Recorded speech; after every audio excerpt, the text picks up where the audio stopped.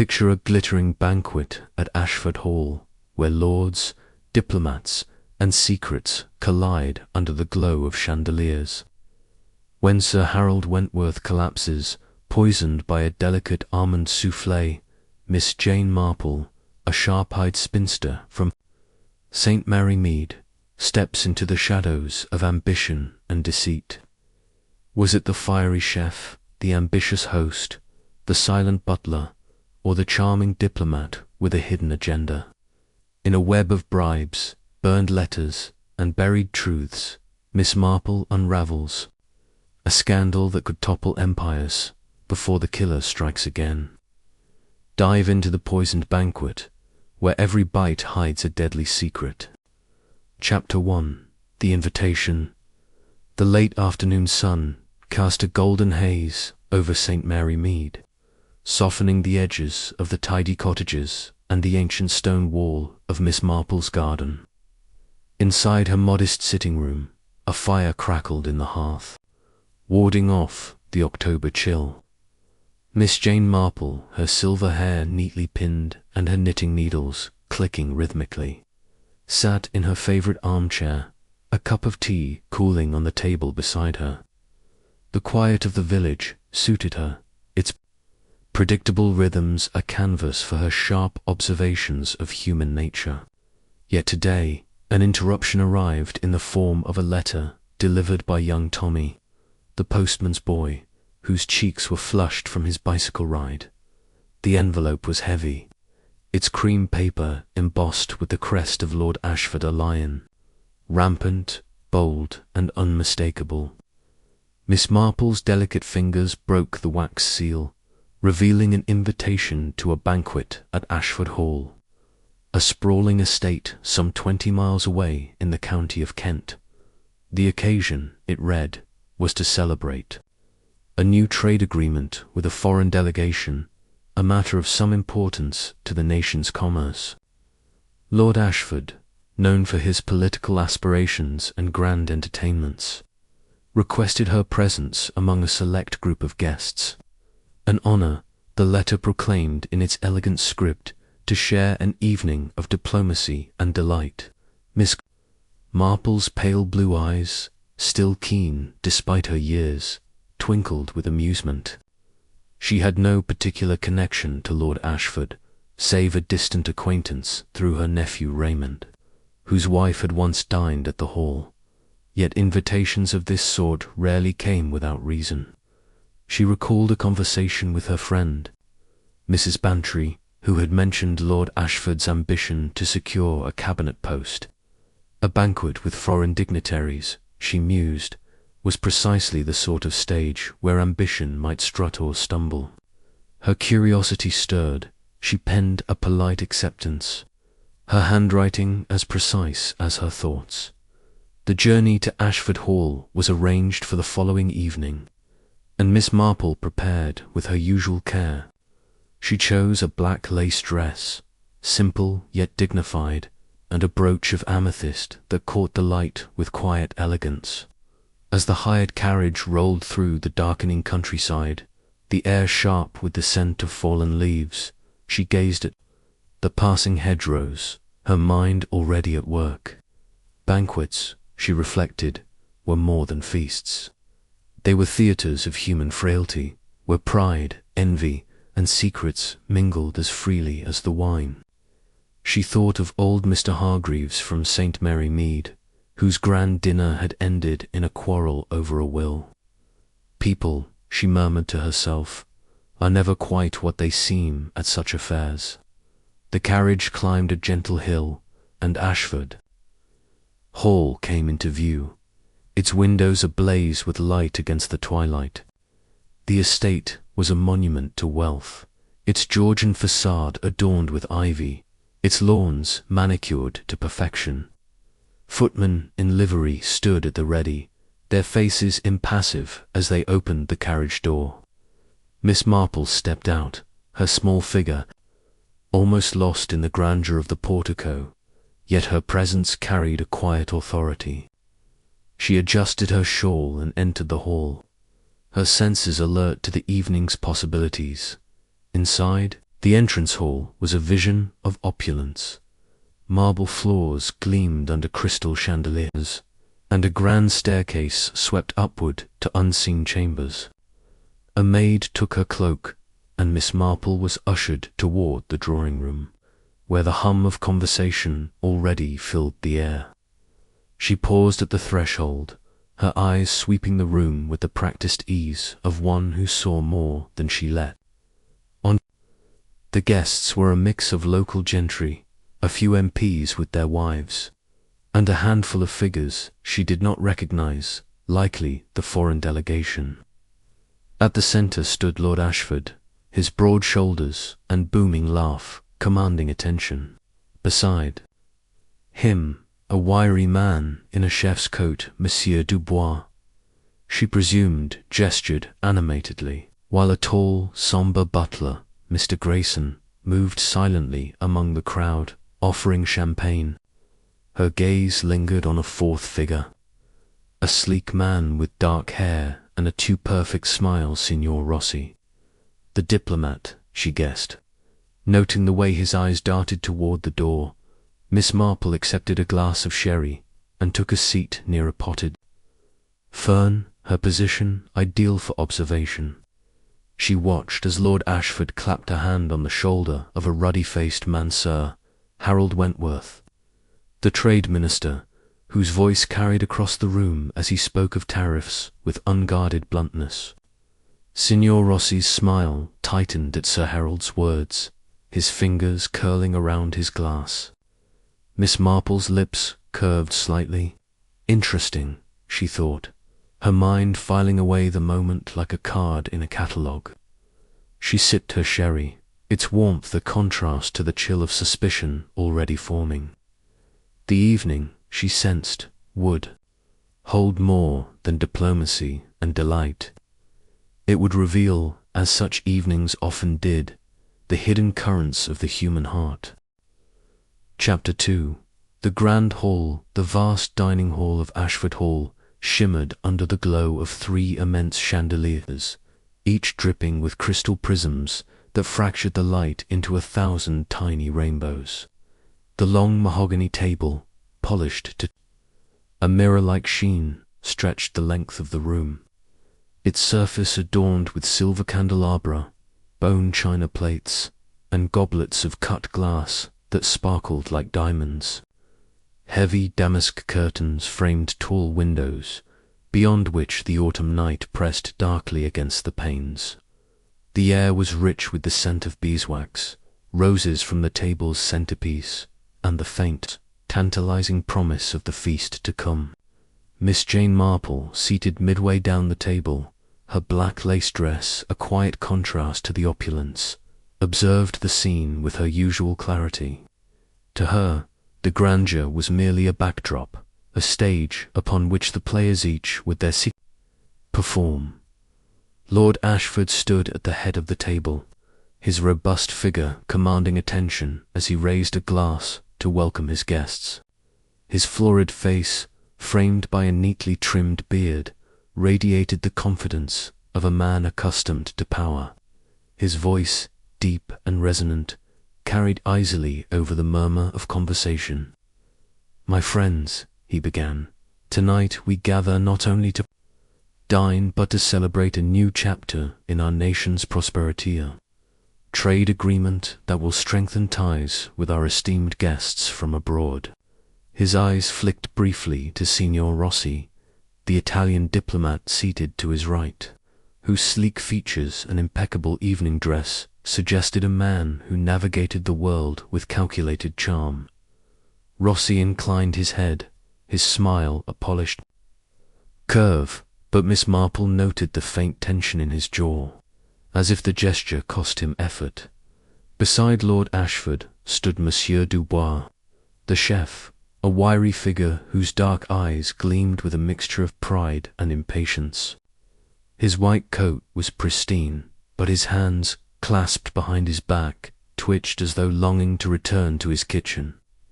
Miss Marple had heard of Dubois's reputation, a culinary genius from Paris, lured to Ashford Hall by Lord Ashford's promise of a generous salary and creative freedom. Yet genius, she knew from her observations in St. Mary Mead, often came with a temper, and Dubois's sharp glance at a footman who fumbled a tray suggested he was no exception. Mr. Grayson, the butler, moved with the precision of a metronome, directing the footman with a mere tilt of his head. His face, long and pale, betrayed nothing, but his eyes grey and unblinking seemed to catalogue every detail of the room. Miss Marple, who had once known a butler in her village, whose stoic demeanour hid a penchant for pilfering silver, wondered what lay behind Grayson's impeccable facade. She made a mental note to watch him closely, for butlers, she had found, often knew more than they let on. The guest of honour, Sir Harold Wentworth, sat at the table's opposite end, his broad shoulders and ruddy complexion marking him as a man of vigour, though his blunt manner suggested little patience for the niceties of diplomacy. As trade minister, his presence was central to the evening's purpose, yet his loud laugh and unguarded remarks about tariffs drew tight smiles from some guests. Miss Marple, seated 2 places to his left, observed the way his eyes occasionally narrowed at Signor Rossi, who responded with smooth deflections that never quite answered Sir Harold's barbs. The air between them crackled with an undercurrent of discord, and Miss Marple's fingers, resting lightly on her napkin, tightened slightly. She thought of Mr. Jenkins, the St. Mary Mead grocer, whose jovial exterior had once masked a feud that ended in a broken window. Sir Harold, she suspected, was no stranger to making enemies. The other guests filled the table with a mix of local colour and political weight. To Miss Marple's right sat Lady Margaret Dunley, a widow with a penchant for gossip and a pearl necklace that gleamed like moonlight. Her conversation, though lively, was peppered with sharp asides about the foreign delegation, whom she viewed with a patriot's suspicion. Across from her was Mr. Percival Tate, an MP whose thin lips and darting eyes suggested a man more interested in opportunity than principle. His wife, a nervous woman with a habit of twisting her rings, seemed ill at ease, her gaze flitting toward Lord Ashford as if seeking reassurance. Scattered among them were other gentry, Sir Roland and Lady Beatrice, whose estate bordered Ashford Hall, and a young couple, the Hendersons, whose wealth was new and whose manners betrayed it. The foreign delegation included 2 minor diplomats, quiet men who spoke little but listened intently, and a translator, a pale young woman whose eyes followed Signor Rossi with an intensity Miss Marple found curious as the footman began serving. The first course, a veloute soup scented with tarragon, Miss Marple allowed herself a moment to savour the scene. The clink of spoons against porcelain, the soft rustle of silk dresses, and the low hum of polite conversation created a veneer of harmony, yet she sensed the currents beneath. She recalled a dinner at her friend Colonel Bantry's, where a seemingly perfect evening had unravelled when a guest's indiscretion was overheard.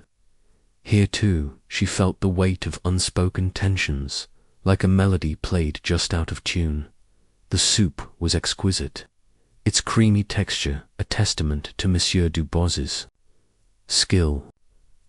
Miss Marple took a delicate sip, her eyes drifting to Sir Harold, who ate with gusto, pausing only to make a pointed remark about import duties.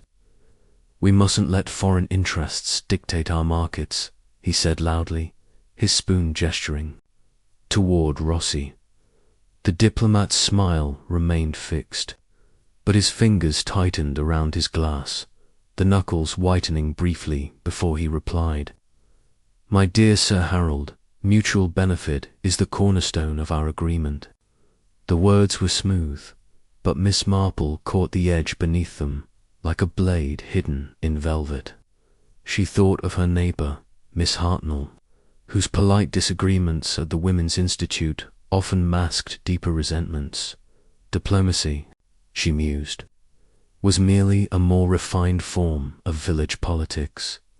The second course arrived a pheasant roasted to golden perfection, accompanied by truffled potatoes and a sauce that carried the faint tang of Madeira.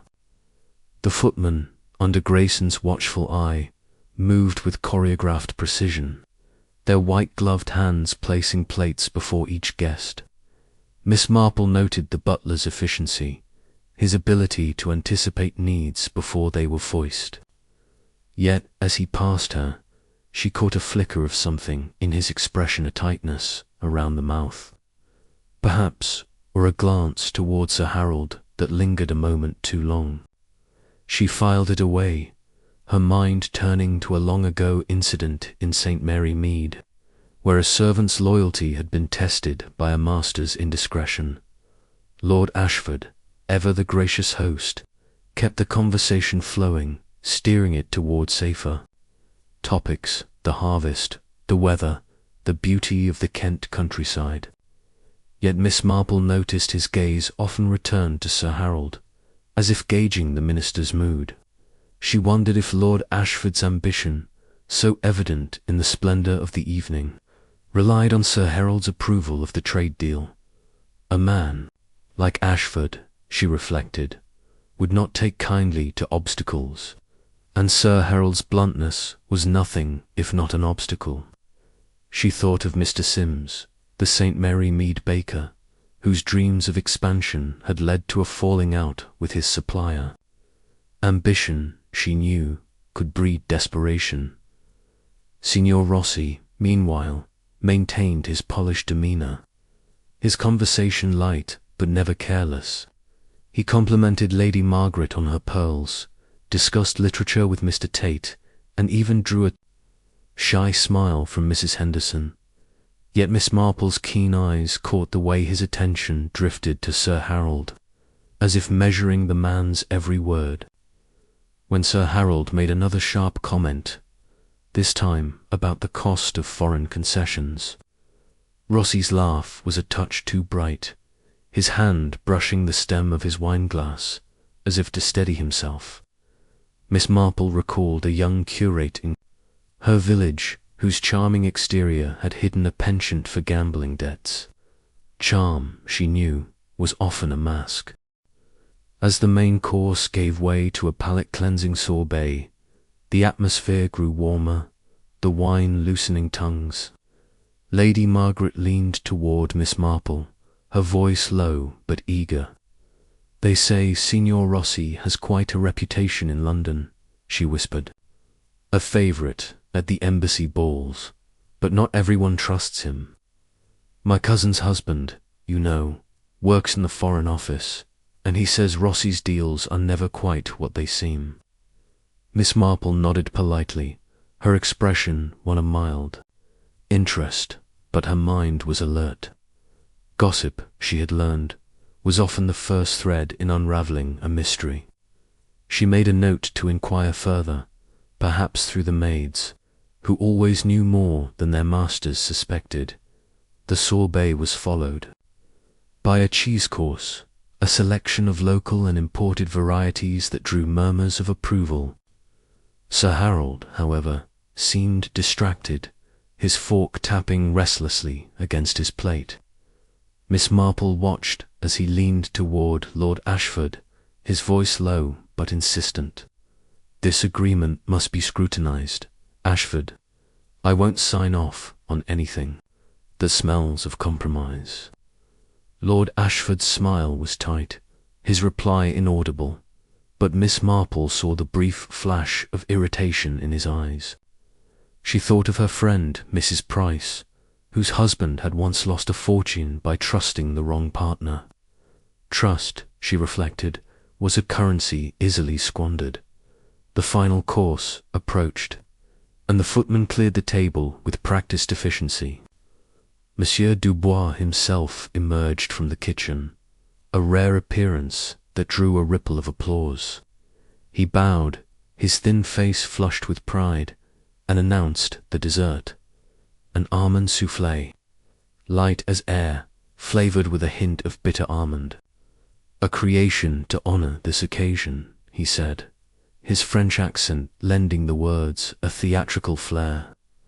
Miss Marple smiled, but her eyes were on the footman as they distributed the individual ramekins, each puffed to perfection.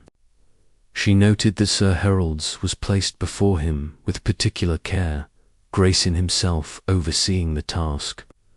The butler's hands were steady, but Miss Marple caught the briefest glance he exchanged with Lord Ashford, a look that spoke of something shared, though whether it was loyalty or conspiracy, she could not yet say. The soufflés were a triumph, their delicate texture melting on the tongue. Miss Marple took a small spoonful, savouring the subtle almond flavour, but her attention remained on Sir Harold. He ate with enthusiasm, his earlier tension seemingly forgotten. Yet, as he took his third bite, his hand froze mid-air. His face flushed a sudden, alarming red, then drained to a ghastly pallor. He clutched his throat, his eyes wide with panic, and with a choked gasp, he slumped forward, his head striking the table with a dull thud. The ramekin clattered to the floor, its contents spilling like a pale accusation. The room erupted in chaos. Lady Margaret screamed, her napkin fluttering to the ground. Mr. Tate leapt to his feet, knocking over his chair, while Mrs. Henderson clutched her husband's arm, her face ashen. Lord Ashford, his composure shattered, shouted for a doctor, his voice hoarse with shock. Grayson, ever the professional, signalled the footman to clear a space, but his eyes, Miss Marple noted, lingered on the fallen. Signor Rossi remained seated, his hands folded calmly, though his lips were pressed into a thin line. Monsieur Dubois, who had retreated to the kitchen, reappeared at the door, his face a mask of horror. Miss Marple, her heart steady despite the uproar, leaned forward slightly, her eyes scanning the table. The soufflés, she observed, had been served from a single batch, yet only Sir Harold's seemed to have caused harm. Poison, she thought, her mind racing to a case in St. Mary Mead, where a tainted cordial had led to tragedy. She noted the positions. Of the four men closest to the crime, Lord Ashford, whose ambition might have been threatened by Sir Harold's opposition, Monsieur Dubois, whose kitchen had produced the fatal dish, Mr. Grayson, whose silent efficiency might conceal a deeper motive, and Signor Rossi, whose polished exterior hid a tension Miss Marple could not yet define. As the footman carried Sir Harold's body from the room, and Lord Ashford called for calm, Miss Marple folded her napkin with care. The evening, she knew, had taken a deadly turn, and the grand hall, with its glittering facade, was now a stage for murder. She thought of her village, where secrets were buried in plain sight, and resolved to uncover the truth behind the poisoned banquet. The players were in place, and Miss Marple, with her quiet wisdom and unerring eye, was ready to watch them closely. Chapter 3. The Fatal Course, the Dining Hall of Ashford Hall. Moments ago a tableau of elegance, now thrummed with a discordant energy. The clatter of dropped cutlery and the stifled cries of the guests lingered in the air like the aftershocks of a storm. Sir Harold Wentworth's lifeless form had been discreetly removed by two footmen, their faces pale under Mr. Grayson's stern direction, but the empty chair at the table's end seemed to loom larger than the man himself had done. In life, Miss Jane Marple sat quietly, her hands folded in her lap, her eyes moving from face to face with the calm precision of a watchmaker. The grandeur of the chandeliers and the gleam of silver seemed to mock the tragedy, and yet, to her, they only sharpened the clarity of the moment. Murder, she knew from her quiet life in St. Mary Mead, thrived in such settings, where civility masked darker impulses. Lord Ashford, his face flushed and his cravat slightly askew, stood to address the guests. his voice striving for authority but betraying a tremor. "My dear friends, this is a terrible shock. I beg you to remain calm. The authorities have been summoned, and we shall have answers soon." His words were meant to soothe, but Miss Marple noted the way his eyes darted towards Signor Rossi, who sat with an almost unnatural stillness, his dark gaze fixed on the tablecloth. Monsieur Dubois, hovering at the edge of the room, wrung his hands, his earlier pride replaced by a nervous agitation that made his thin frame seem even more fragile. Mr. Grayson, meanwhile, directed the staff with a quiet efficiency, but Miss Marple caught the slight clench of his jaw as he passed the spot where Sir Harold had fallen. The guests, too, were a study in contrasts. Lady Margaret Dunley clutched her pearls, her lips moving in a silent litany of shock, while Mr. Percival Tate, the MP, whispered urgently to his wife, whose nervous ring-twisting had escalated to a near frenzy. The Hendersons sat frozen there, pneumony unease, now tinged with fear, and the minor diplomats from the foreign delegation exchanged hushed words in their native tongue, their translators' eyes wide with alarm. Miss Marple, sipping the last of her water to steady herself, recalled a village fete where a sudden illness had revealed the theft. Sudden death, she thought, had a way of stripping away pretenses. The arrival of Inspector Crane broke the tension, his heavy footsteps echoing on the marble floor. He was a tall man, broad-shouldered, with a face that suggested a preference for facts over imagination. His uniform, crisp and official, contrasted with the disarray of the room, and his sharp eyes scanned the guests with a scrutiny that Miss Marple found reassuring, if limited. "No one is to leave the hall until we've spoken," he announced, his voice cutting through the murmurs. "This is now a matter for the police." He gestured to two constables, who took up positions at the doors, their presence a silent command.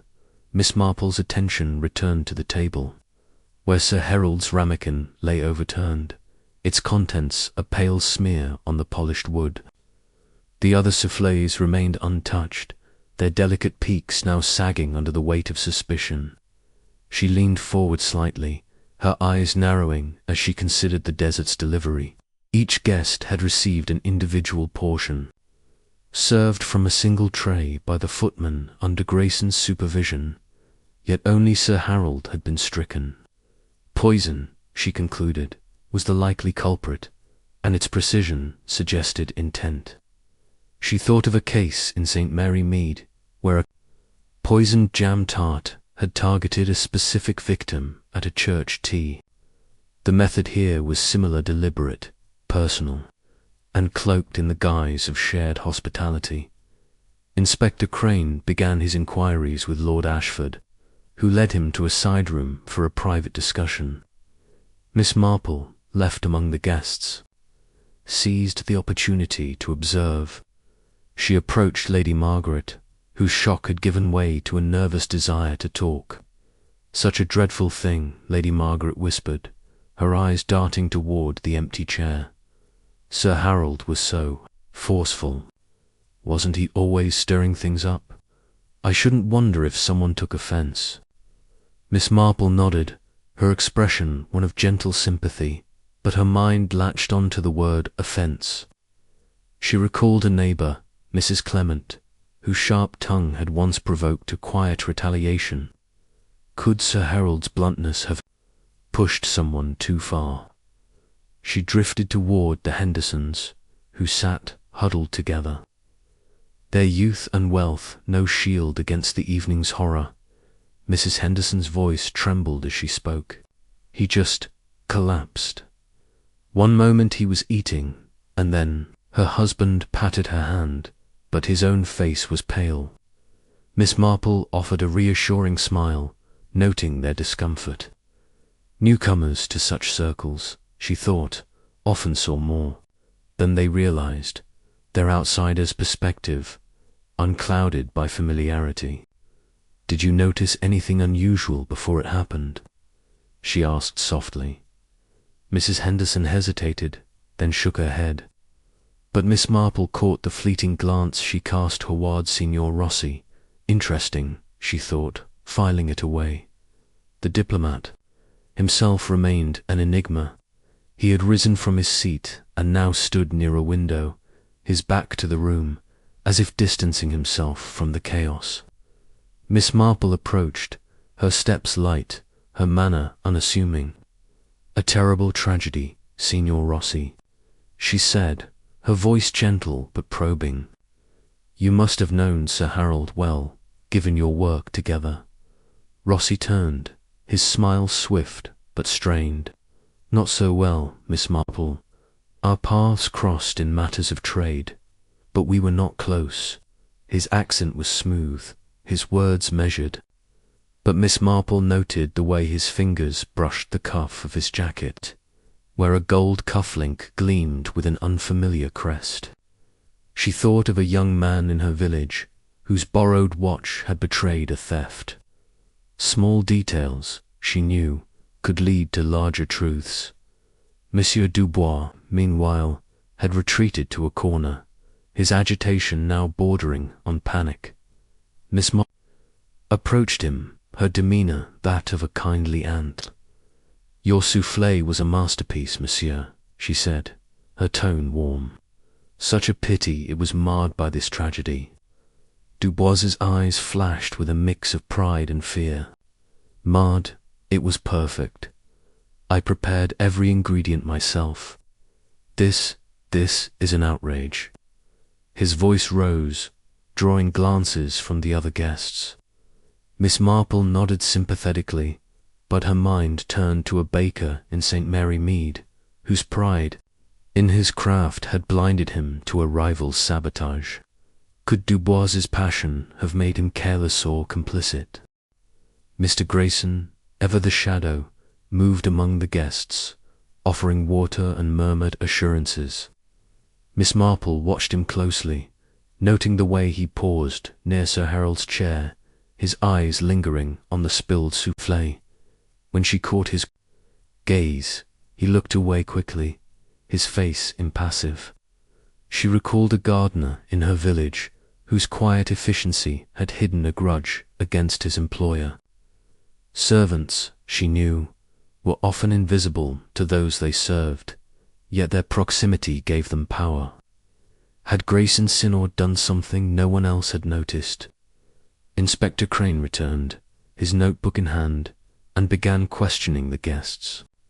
One by one, Miss Marple, content to remain in the background, listened as Lady Margaret recounted Sir Harold's loud remarks about the trade agreement, and Mr. Tate spoke of his admiration for Lord Ashford's hospitality. The minor diplomats offered little, their translator speaking for them in halting English. Signor Rossi's account was brief and polished, emphasizing his shock and denying any prior discord with Sir Harold. Miss Marple, however, noted the slight tremor in his voice when he mentioned the dessert course.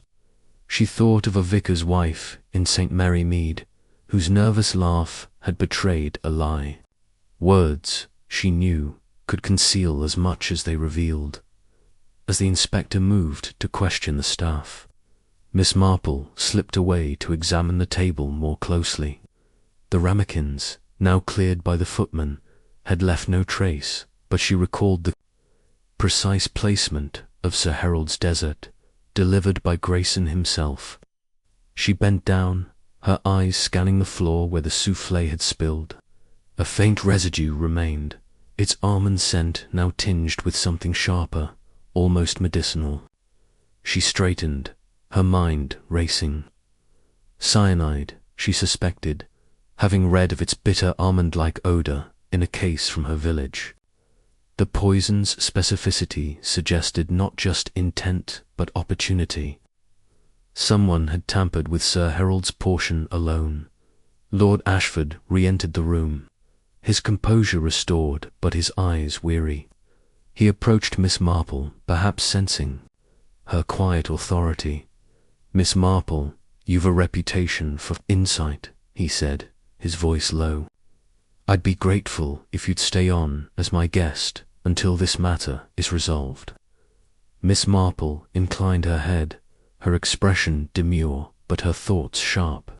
She thought of a St. Mary Mead widow whose invitation to tea had masked a plea.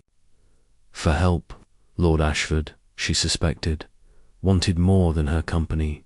He wanted her discretion, and perhaps her assistance, as the guests were dismissed to their rooms under police supervision. Miss Marple lingered, her gaze returning to the fore.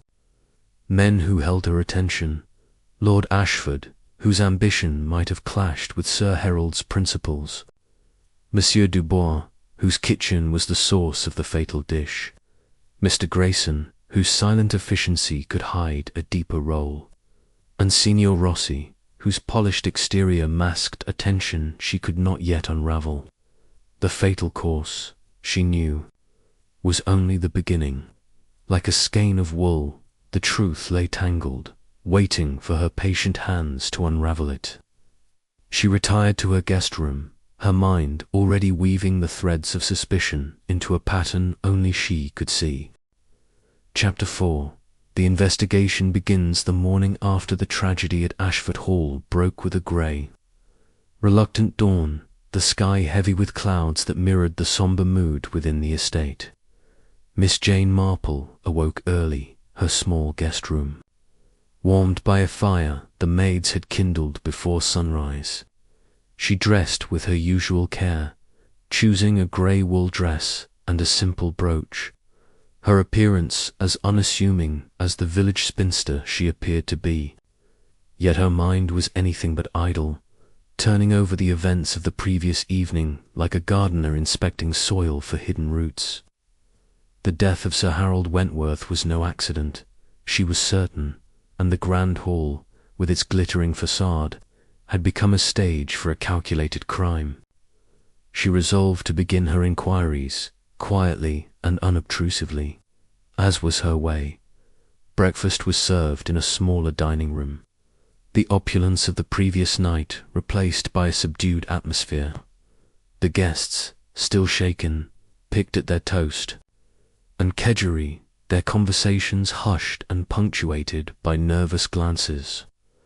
Lord Ashford, at the head of the table, maintained a veneer of composure, but Miss Marple noted the lines of strain around his eyes, as if sleep had eluded him.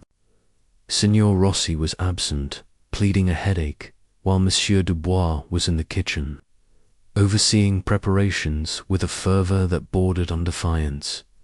Mr. Grayson moved silently among the tables, his face as unreadable as ever, though Miss Marple caught the faintest flicker of unease when a footman dropped a spoon. Inspector Crane, having spent the night coordinating with his constables, joined the breakfast briefly to announce that the kitchen was now under police guard and that interviews would continue throughout the day.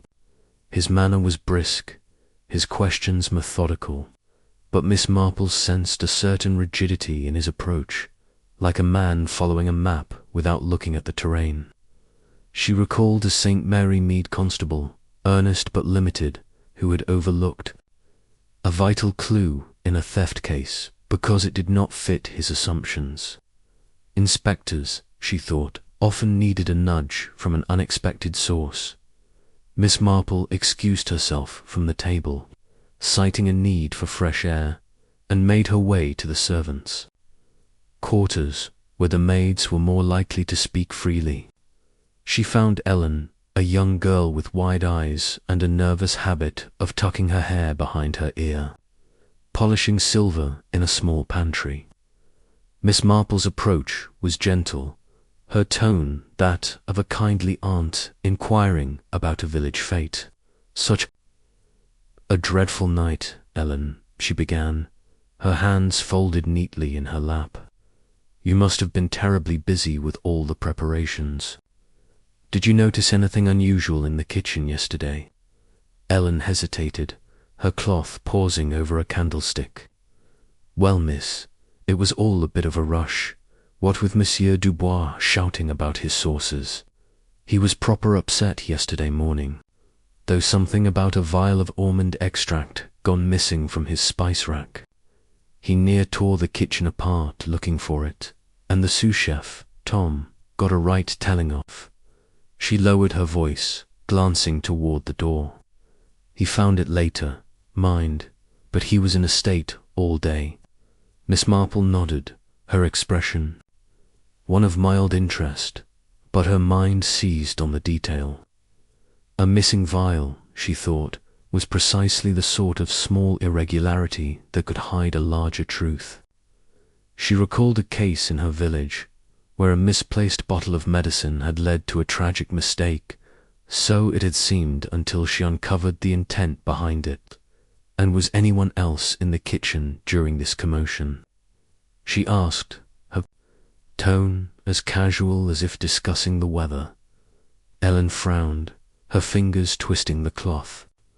Not that I saw Miss, but Signor Rossi came by in the afternoon, asking for a glass of water. Seemed odd, him coming to the kitchen himself, but he's a charming sort, so no one thought much of it. Miss Marple's eyes brightened imperceptibly.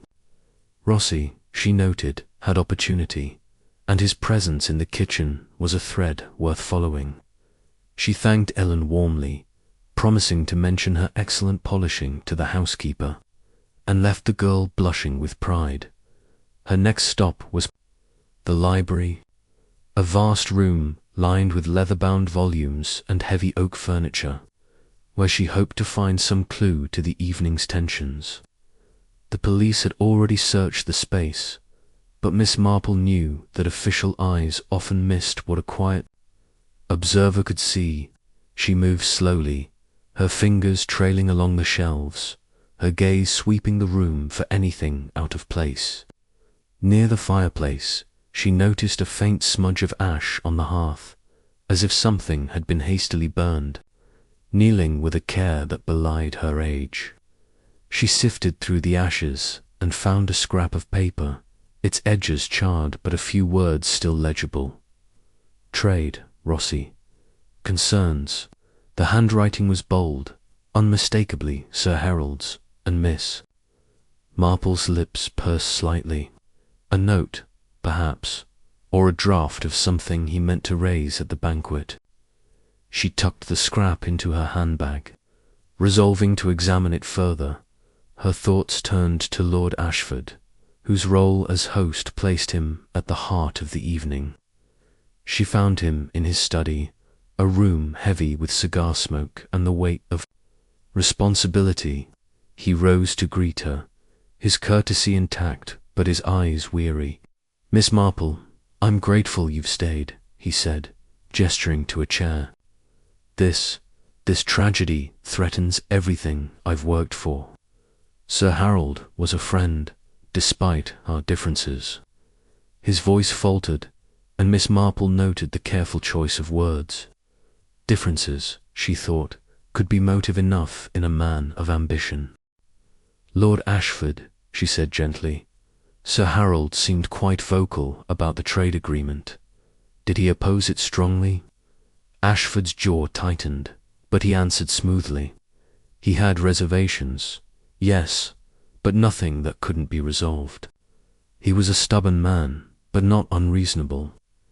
Miss Marple nodded, her expression sympathetic, but she recalled a St. Mary Mead farmer, whose reservations about a land deal had led to a bitter feud.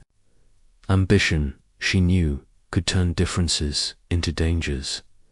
She left the study, her mind turning to the butler, Mr. Grayson, whose silent efficiency intrigued her. She found him in the butler's pantry, overseeing the inventory of the silver. His movements were precise, his face a mask of professionalism. But Miss Marple's keen eyes caught the slight tremor in his hand as he set down a tray. "A trying night, Mr. Grayson," she said, her tones soft but probing. "You managed everything so well, despite the chaos." Grayson inclined his head, his voice low. "Thank you, miss." It's my duty to keep things in order, no matter the circumstances. Did you notice anything unusual during the dinner? She asked, her eyes meeting his. For a moment, his gaze flickered, as if weighing his words. Only that Sir Harold seemed agitated. He said carefully, I overheard him in the library before dinner, speaking with Signor Rossi. It sounded heated, something about a letter. He paused, then added, but I'm not one to eavesdrop, miss. Miss Marple smiled, her mind racing.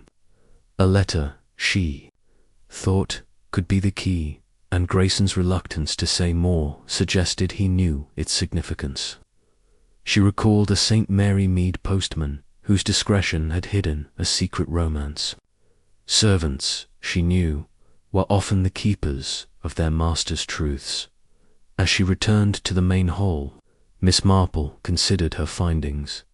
A missing vial of almond extract, Signor Rossi's unexpected visit to the kitchen, a charred scrap of paper hinting at Sir Harold's concerns, and Grayson's guarded mention of a heated exchange. Each was a thread, delicate but strong, in the tapestry of the crime. She thought of her friend Mrs. Bantry, whose gossip had once unravelled a village scandal, and resolved to speak with the other guests, particularly the nervous Mrs. Henderson, who might have seen more than she realized. Inspector Crane, meanwhile, was focused on the kitchen, his constables questioning the staff about the preparation of the soufflé. Miss Marple, content to let him pursue the obvious, planned her own path. She would visit the kitchen herself, she decided, to see where the fatal dish had been born. Poison, she knew, required not just intent but opportunity, and the kitchen was where both might have converged. As she made her way toward the servants' corridor, her small figure almost lost in the grandeur of the hall, she felt the familiar thrill of the chase. The investigation had begun, and Miss Marple, with her quiet wisdom and unerring eye, was ready to follow the threads wherever they led. Chapter 5. The chef's domain. The kitchen of Ashford Hall was a world apart from the polished elegance of the dining hall, a realm of heat and clatter where the air hung heavy with the scents of roasted herbs, simmering stocks, and the faint, lingering bitterness of almonds. Miss Jane Marple stepped carefully over the threshold, her grey wool dress a quiet contrast to the frenetic energy of the space. Copper pots gleamed on hooks, knives lay in precise rows, and a massive iron stove roared with purpose. The morning light filtered through high windows, casting long shadows across the flagstone floor, and Miss Marple felt the pulse of the house here, where its heart beat most fiercely. She had come to see the stage where the fatal soufflé had been crafted, for she knew from her St. Mary Mead days that kitchens, like parlours, held their own secrets. Monsieur Dubois was at the centre of the chaos, a wiry figure in a pristine white coat, his dark eyes flashing as he barked orders at a trio of undercooks. Nan, Nan, the beurre blanc must be smooth, like silk, not this sludge, he snapped, gesturing at a saucepan with a ladle as if it were a sceptre. His French accent, sharp and melodic, cut through the din, and the undercooks scurried to obey, their faces flushed with effort or fear. Miss Marple, standing unobtrusively near a rack of spices, observed the chef's command with interest. She recalled a St. Mary Mead baker, Mr. Pye, whose temper over a ruined batch of scones had masked a deeper worry about debts. Passion, she knew, could be a veil for darker motives. She approached Monsieur Dubois with the air of a guest merely curious about culinary arts, her smile gentle and disarming. Monsieur Dubois, she began, her voice soft but clear, your soufflé last night was a triumph, despite the tragedy. I've rarely tasted such a delicate balance of flavours. The chef paused, his ladle still in hand, and turned to her, his expression a mix of pride and suspicion. "Mercy, mademoiselle," he said, his tone softening slightly.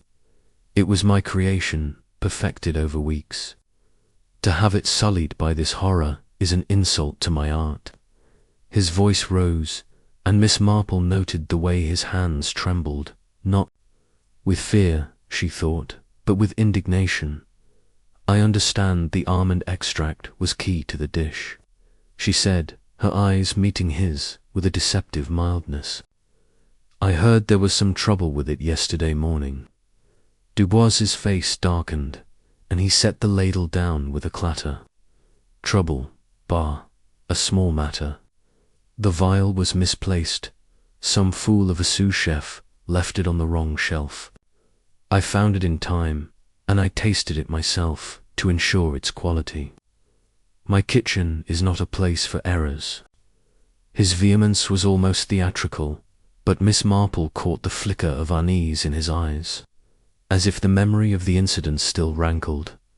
She nodded sympathetically, her mind turning to a St. Mary Mead incident where a grocer's assistant had misplaced a tin of arsenic, leading to a near-fatal mistake, and no one else handled the vial. She asked, her tone as casual as if discussing a recipe. Dubois hesitated, his fingers twitching at his side. "No one, mademoiselle. My kitchen is my domain. Only I and my staff touch the ingredients." But his eyes darted toward the spice rack, and Miss Marple followed his gaze, noting a small bottle labeled bitter almond oil nestled among the jars of saffron and thyme. Its cap was slightly askew, as if recently disturbed. She moved closer to the rack, her movements deliberate but unhurried, as if admiring the array of spices. "Such a fascinating collection," she murmured, her fingers brushing the air near the bottle. "This bitter almond oil, does it require special care?" Dubois stiffened, his voice sharp. "It is potent, yes, but harmless in my hands. Use only a drop for the soufflé. It was perfect, I tell you." His insistence was fierce, but Miss Marple noted the way his eyes lingered on the bottle, as if reassuring himself of its innocence. She thought of a village chemist whose pride in his compounds had blinded him to a customer's tampering. Could Dubois's confidence have made him vulnerable? As she spoke, a young kitchen maid, her apron stained with flour, hurried past with a tray of vegetables. Miss Marple seized the moment to shift her inquiry. "You must have been terribly busy yesterday," she said to the maid, her tone warm and encouraging. "Did you see anyone unusual in the kitchen?" The girl, startled, glanced at Dubois, who frowned but said nothing. "Well, miss," she stammered, "there was that foreign gentleman, Signor Rossi, I think. He came in the afternoon, asking for a glass of water. Seemed out of place, but he was ever so polite." Miss Marple's eyes brightened imperceptibly. Rossi again, she thought. His presence in the kitchen, a thread that grew thicker with each mention. Dubois interrupted, his voice sharp. "He was here for a moment, no more. Guests have no business in my kitchen." But Miss Marple noted the flush creeping up his neck, as if the memory of Rossi's visit unsettled him. She thanked the maid and Dubois, her manner as gracious as ever, and turned her attention to the kitchen's layout. The spice rack was near a side door, easily accessible to anyone slipping in from the corridor. The vial of almond extract, she suspected, could have been tampered with during the morning's chaos, or even during Rossi's brief visit. She recalled a St. Mary Mead cook, whose pantry had been the scene of a subtle theft, unnoticed until too late. Kitchens, she knew, were places of trust and betrayal. Leaving the kitchen, Miss Marple made her way to the servants' corridor, where she encountered Tom, the sous chef Ellen had mentioned. He was a lanky young man with a nervous air, polishing a set of knives with excessive care. She approached him with the same gentle demeanour she had used with Ellen, her questions cloaked in concern. "It must be difficult working under such pressure, Tom," she said, her eyes soft but searching. "I heard Monsieur Dubois was upset about the almond extract yesterday. Were you there when it went missing?" Tom's hands paused, and he glanced around, as if fearing Dubois's wrath. "Miss, I was. He was in a right state, shouting about how I'd ruined his dish. But I swear, I never touched that vial. It was on the rack 1 minute, gone the next, then back again by noon." His voice was earnest, but Miss Marple noted the way his eyes avoided hers, as if he feared saying too much. She thought of a St. Mary Mead stable boy, whose nervousness had revealed a hidden truth about a stolen saddle. "And did you see anyone near the spice rack that morning?" she asked. Tom hesitated, then lowered his voice. "Well, miss, Mr. Grayson was in and out, checking on the wine delivery. He's always poking about, making sure everything's just so, but I didn't see him touch nothing." Miss Marple nodded, her mind adding Grayson's presence to the growing web of connections. The butler, she thought, was never far from the action, his role giving him access to every corner of the hall. She thanked Tom, leaving him to his knives, and made a mental note to explore Grayson's movements further as she returned to the main house. Miss Marple reflected on her findings. The almond extract's disappearance and reappearance suggested tampering, and the bitter almond oil, with its potent scent, was a likely candidate for concealing poison. Rossi's visit to the kitchen was suspicious, but so was Dubois's defensiveness and Grayson's omnipresence. She thought of a St. Mary Mead seamstress, whose pride in her work had hidden a rival's sabotage, and wondered if Dubois's passion had blinded him to an intruder's actions. The kitchen, she knew, was the heart of the crime, and its secrets were beginning to surface. She resolved to speak with Mrs. Henderson next, whose nervous glances at the banquet had hinted at an observer's insight. But first, she would revisit the library, where the charred scrap of paper had hinted at Sir Harold's concerns. The threads of the mystery were gathering, and Miss Marple, with her quiet persistence, felt them drawing tighter. The chef's domain had revealed its tensions, and she was ready to follow them to the truth, step by careful step, as she had done so many times in her quiet village. Chapter 6. The host's ambitions. The morning air at Ashford Hall carried a chill that seemed to seep into the very stones of the estate, as if the house itself mourned the tragedy of the previous night.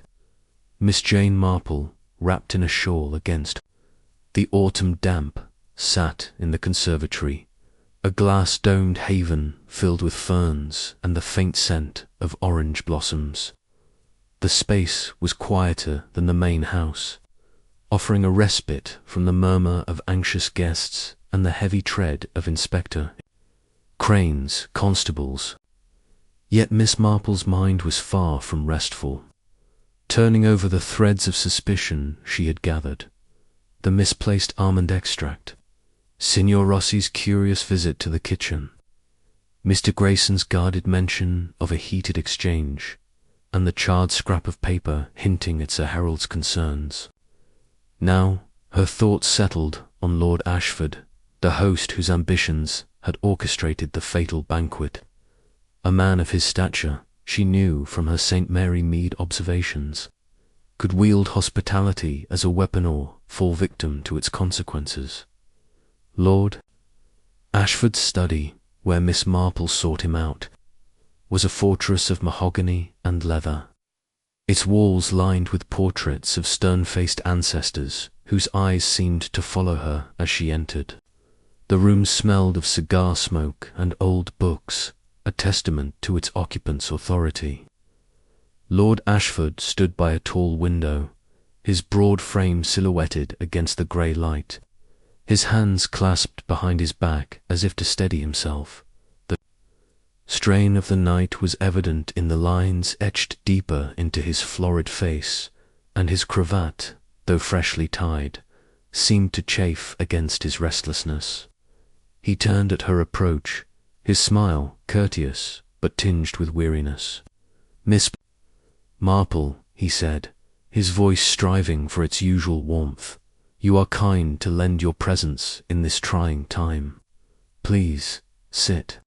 She settled into a high-backed chair, her small figure almost swallowed by its grandeur, but her presence carried a quiet weight. "It is a terrible thing, Lord Ashford," she said, her tone soft but deliberate, "to have such a tragedy mar your hospitality. Sir Harold's death must weigh heavily on you." Her words were sympathetic, but her pale blue eyes watched him closely, noting the brief tightening of his jaw, as if her mention of Sir Harold had struck a nerve. "Indeed, it does," he replied, sinking into his own chair behind a massive desk cluttered with papers and a silver inkstand. "Harold was a friend, for all his stubbornness.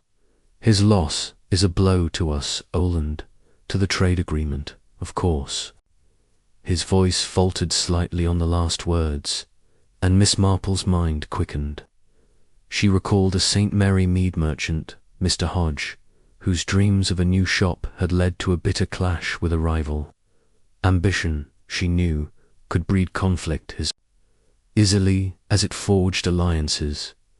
She leaned forward slightly, her hands folded neatly in her lap. The trade agreement was the heart of the evening, was it not?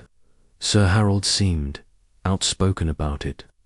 Her tone was gentle, almost conversational, but her words were a probe, seeking the cracks in his composure. Lord Ashford's eyes narrowed, briefly, then softened, as if he had caught himself. "Harold was cautious," he said, choosing his words with care. "He worried the terms favoured our foreign partners too much. But we were working through it. He was a man of principle, not easily swayed, but I had hopes of convincing him." Miss Marple nodded, her expression one of mild interest, but her thoughts turned to the scrap of paper from the library, with its hint of trade. Rossi, concerns, Sir Harold's principles, she suspected, might have been more than a minor obstacle. She recalled a village councillor in St. Mary Mead, whose refusal to approve a new bridge had sparked a quiet vendetta. "It must be difficult," she said, "to balance such high stakes. A man in your position, with so much riding on this agreement, must feel the pressure keenly." Lord Ashford's smile was tight, his fingers drumming lightly on the desk. "Pressure is part of the game, Miss Marple. I've worked years to secure a place in the cabinet, and this agreement was to be a cornerstone. Harold's doubts were an inconvenience, but not insurmountable." His voice was smooth, but Miss Marple noted the way his gaze flicked to a drawer on his desk, as if it held something he preferred to keep hidden. She thought of a St. Mary Mead solicitor, whose locked desk had concealed a forged deed. Small gestures, she knew, could betray large secrets. She shifted her approach, her tone as light as if discussing the weather. "Your staff must be a great support in such times. Mr. Grayson, for instance, he seems remarkably capable." Lord Ashford nodded, his tension easing slightly. "Grayson is indispensable. He's been with the family for years, always discreet, always loyal. He keeps the hall running like clockwork." Miss Marple smiled, but her mind latched on to the word loyal. Loyalty, she knew from a St. Mary Mead housekeeper who had covered for her employer's indiscretions, could be a double-edged sword. Had Grayson's loyalty to Lord Ashford extended to protecting his master's ambitions or concealing his missteps? As she rose to leave, Miss Marple paused by the desk, her eyes resting briefly on a letter opener shaped like a dagger, its handle engraved with the Ashford crest. "Such a fine piece," she remarked, her tone admiring. "It must be a family heirloom." Lord Ashford's smile returned, more genuine this time. "Indeed, it belonged to my grandfather. A reminder of our legacy."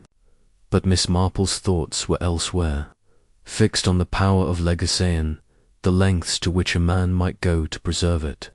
She thanked him and withdrew, her mind weaving the threads of his ambition into the growing tapestry of the crime. Outside the study, she encountered a footman, a young man named Henry, polishing a brass sconce with a vigour that suggested he was avoiding idleness or scrutiny. Miss Marple's approach was, as always, disarming, her smile that of a kindly aunt. "You must have been terribly busy last night, Henry," she said, her voice warm.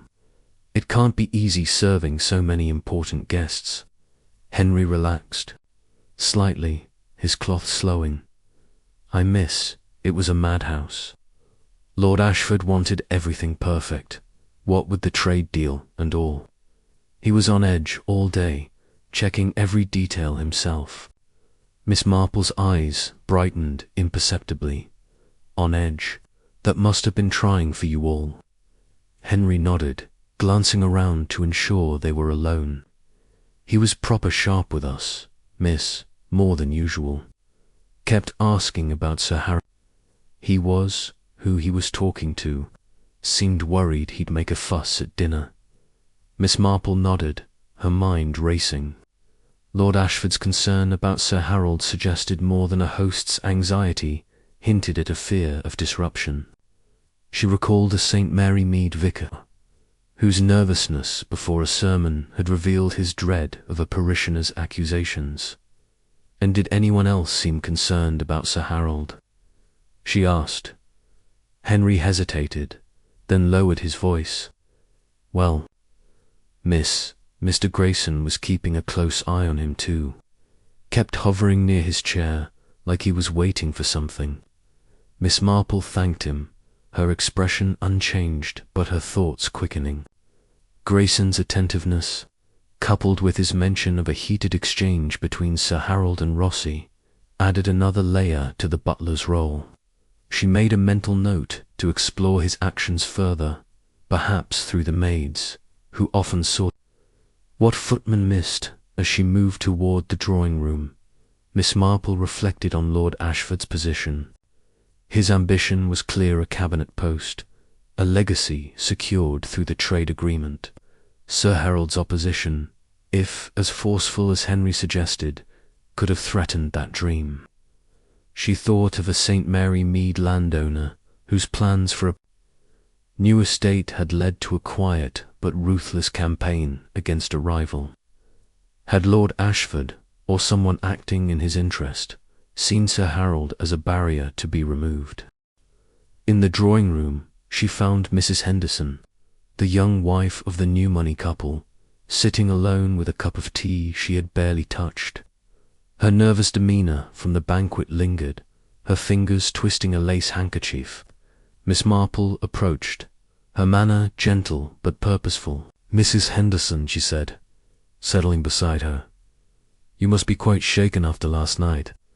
It's not every day one witnesses such a tragedy." Mrs. Henderson's eyes widened, and she nodded, her voice trembling. "It was awful, Miss Marple. One moment he was talking, and then gone. I couldn't believe it. Did you notice anything before it happened?" Miss Marple asked, her tone as soft as a breeze. Mrs. Henderson hesitated, her eyes darting toward the door. I'm not sure. But Sir Harold was so loud, arguing with that Italian gentleman Signor Rossi about the trade deal, and Lord Ashford kept looking at them like he was afraid of what Sir Harold might say.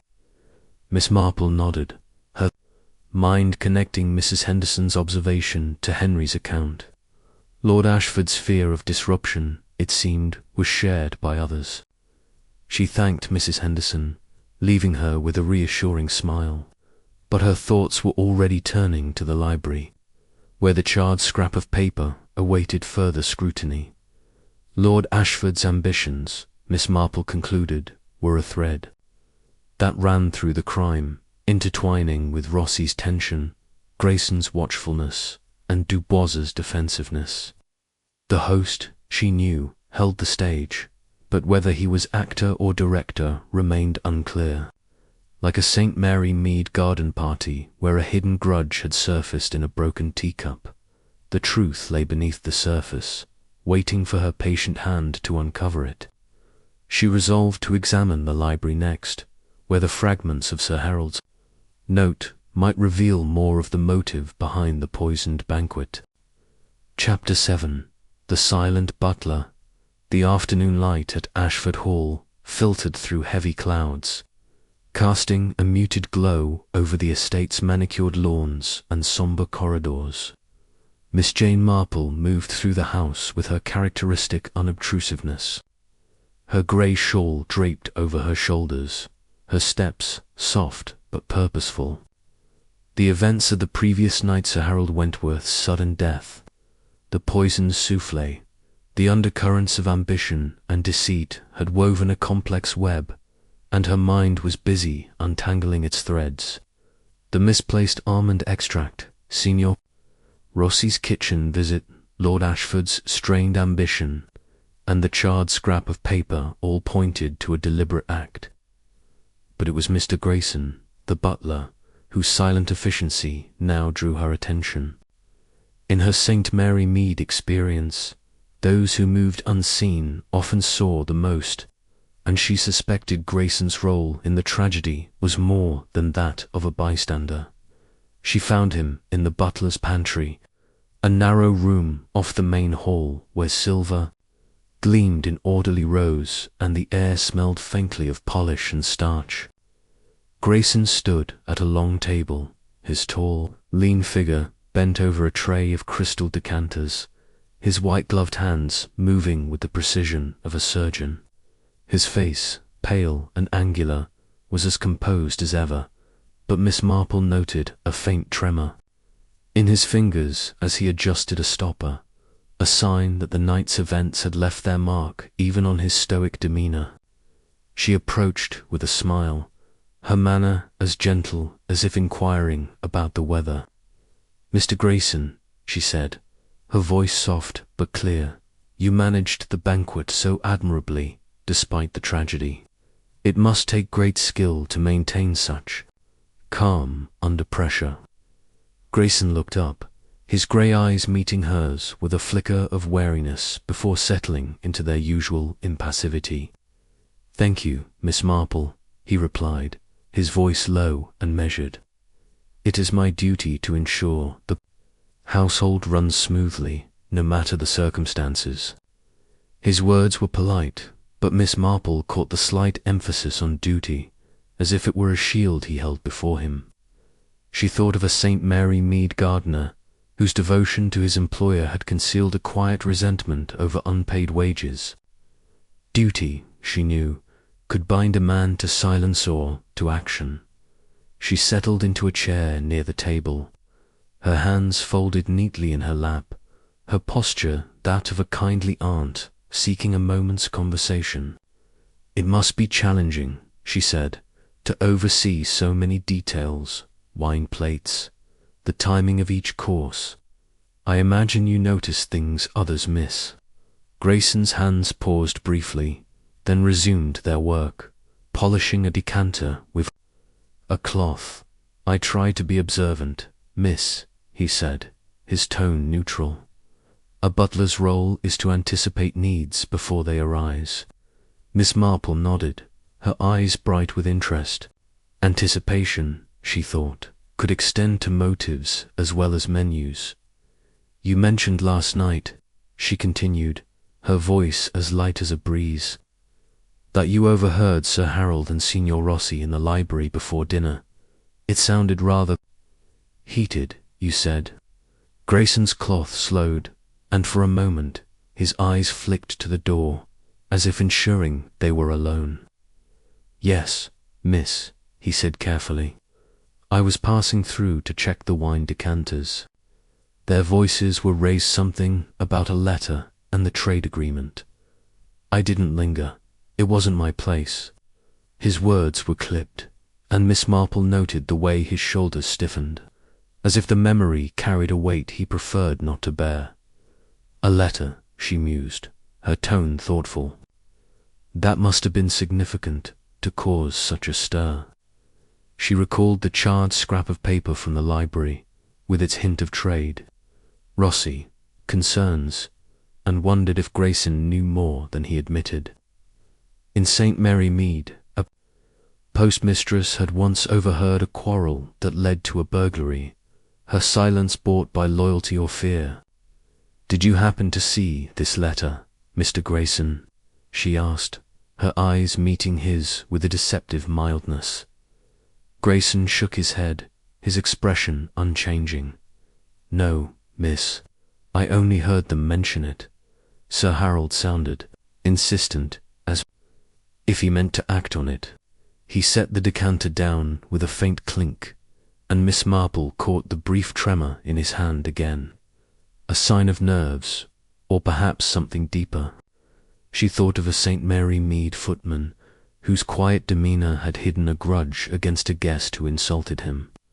Servants, she knew, were privy to secrets their masters overlooked, and Grayson's role gave him access to every corner of the hall. She shifted her approach, her tone as casual as if discussing a village fete. "You must have been very busy during the dinner, ensuring everything was perfect. Did you notice anything unusual about Sir Harold's behavior, or anyone else's?" Grayson's eyes narrowed slightly, but he answered smoothly. Sir Harold was his usual self, misloud, opinionated. He was sharp with Signor Rossi, but that was no surprise, given their talk in the library. As for the others, Lord Ashford was anxious to keep the evening smooth, and Monsieur Dubois was in and out, fussing over his dishes. He paused, then added, "I did my best to keep things in order." Miss Marple nodded, but her mind latched onto his mention of Lord Ashford's anxiety. It echoed the footman Henry's observation of his master's concern about Sir Harold. She recalled a St. Mary Mead housekeeper, whose attentiveness to her employer's moods had revealed a hidden affair. "And the soufflé," she said, her voice gentle but probing. "You oversaw its delivery, I believe." It was such a delicate dish. Grayson's face remained impassive, but his fingers tightened briefly on the cloth. "Yes, Miss, I ensured the footman served it promptly." Monsieur Dubois was particular about the timing. "Did you notice anything unusual about Sir Harold's portion?" she asked, her eyes watching him closely. For a moment, Grayson's composure faltered, a flicker of something surprise, perhaps, or caution crossing his face. "No, miss," he said, his voice steady but a touch too quick. "All the ramekins came from the same tray. I placed Sir Harold's myself, as I did for Lord Ashford and the others." Miss Marple smiled, but her thoughts were racing. Grayson's role in serving the soufflé placed him at the heart of the crime, and his quick denial suggested he was guarding something, whether his own actions or another's. She rose, thanking him with her usual warmth, but her mind was already turning to the library, where the scrap of paper and Grayson's mention of a letter hinted at a deeper motive. As she left the pantry, she encountered a maid, Sarah, carrying a stack of linens. Seizing the opportunity, Miss Marple paused, her smile disarming. "Sarah, dear," she said, "you must have been terribly busy last night. Did you happen to see Mr. Grayson during the dinner, perhaps near the kitchen or the library?" Sarah blushed, clearly flattered by the attention. "Oh, miss, he was everywhere, as always. I saw him in the corridor near the library before dinner, looking a bit distracted, and later, he was hovering near Sir Harold's chair when the soufflés came out. Miss Marple nodded, her mind adding Sarah's observation to the growing picture. Grayson's distraction, coupled with his presence at key moments, suggested he was more than a passive observer. She thought of a St. Mary Mead butler, whose loyalty to his employer had led him to conceal the theft. Had Grayson acted to protect Lord Ashford's ambitions, or did he have his own reasons for watching Sir Harold so closely? As she made her way toward the library, Miss Marple reflected on the butler's role. His silence was not merely professional, it was a wall, carefully constructed, and behind it lay knowledge of the banquet's dark occurrence. The letter, she suspected, was the key, linking Sir Harold's concerns to the poison that ended his life. Like a St. Mary Mead tea party where a whispered secret had unravelled a scandal, the truth was close, waiting for her patient hand to draw it out. She resolved to examine the library next, where the charred fragments might reveal more of Sir Harold's intentions and Grayson's silent vigil. Chapter 8. The Diplomat's secret. The late afternoon at Ashford Hall was cloaked in a mist that clung to the estate's windows, softening the sharp lines of its Georgian facade and lending an air of secrecy to the sprawling grounds. Inside, the atmosphere was no less heavy, the guests and staff moving with the subdued caution of those aware they were under scrutiny. Miss Jane Marple, her grey shawl drawn close against the chill, navigated the corridors with her usual quiet purpose, her mind a hive of activity. The threads of the mystery Sir Harold Wentworth's poisoned soufflé, the misplaced almond extract, Lord Ashford's ambitions, Mr. Grayson's guarded watchfulness, and the charred scrap of paper had begun to form a pattern, but it was Signor Rossi, the sleek Italian diplomat, who now occupied her thoughts. His polished charm, she suspected, concealed a secret as carefully crafted as the banquet itself, and she intended to uncover it. The drawing room, where she found Rossi, was a haven of velvet and gilt, its fire casting a warm glow over the gathered guests, who spoke in hushed tones as if afraid to disturb the air. Rossi stood apart, near a tall bookcase, his dark hair gleaming under the lamplight, his evening dress impeccable despite the day's strain. He held a glass of brandy, but his sips were measured, his eyes scanning the room with a vigilance that belied his relaxed posture.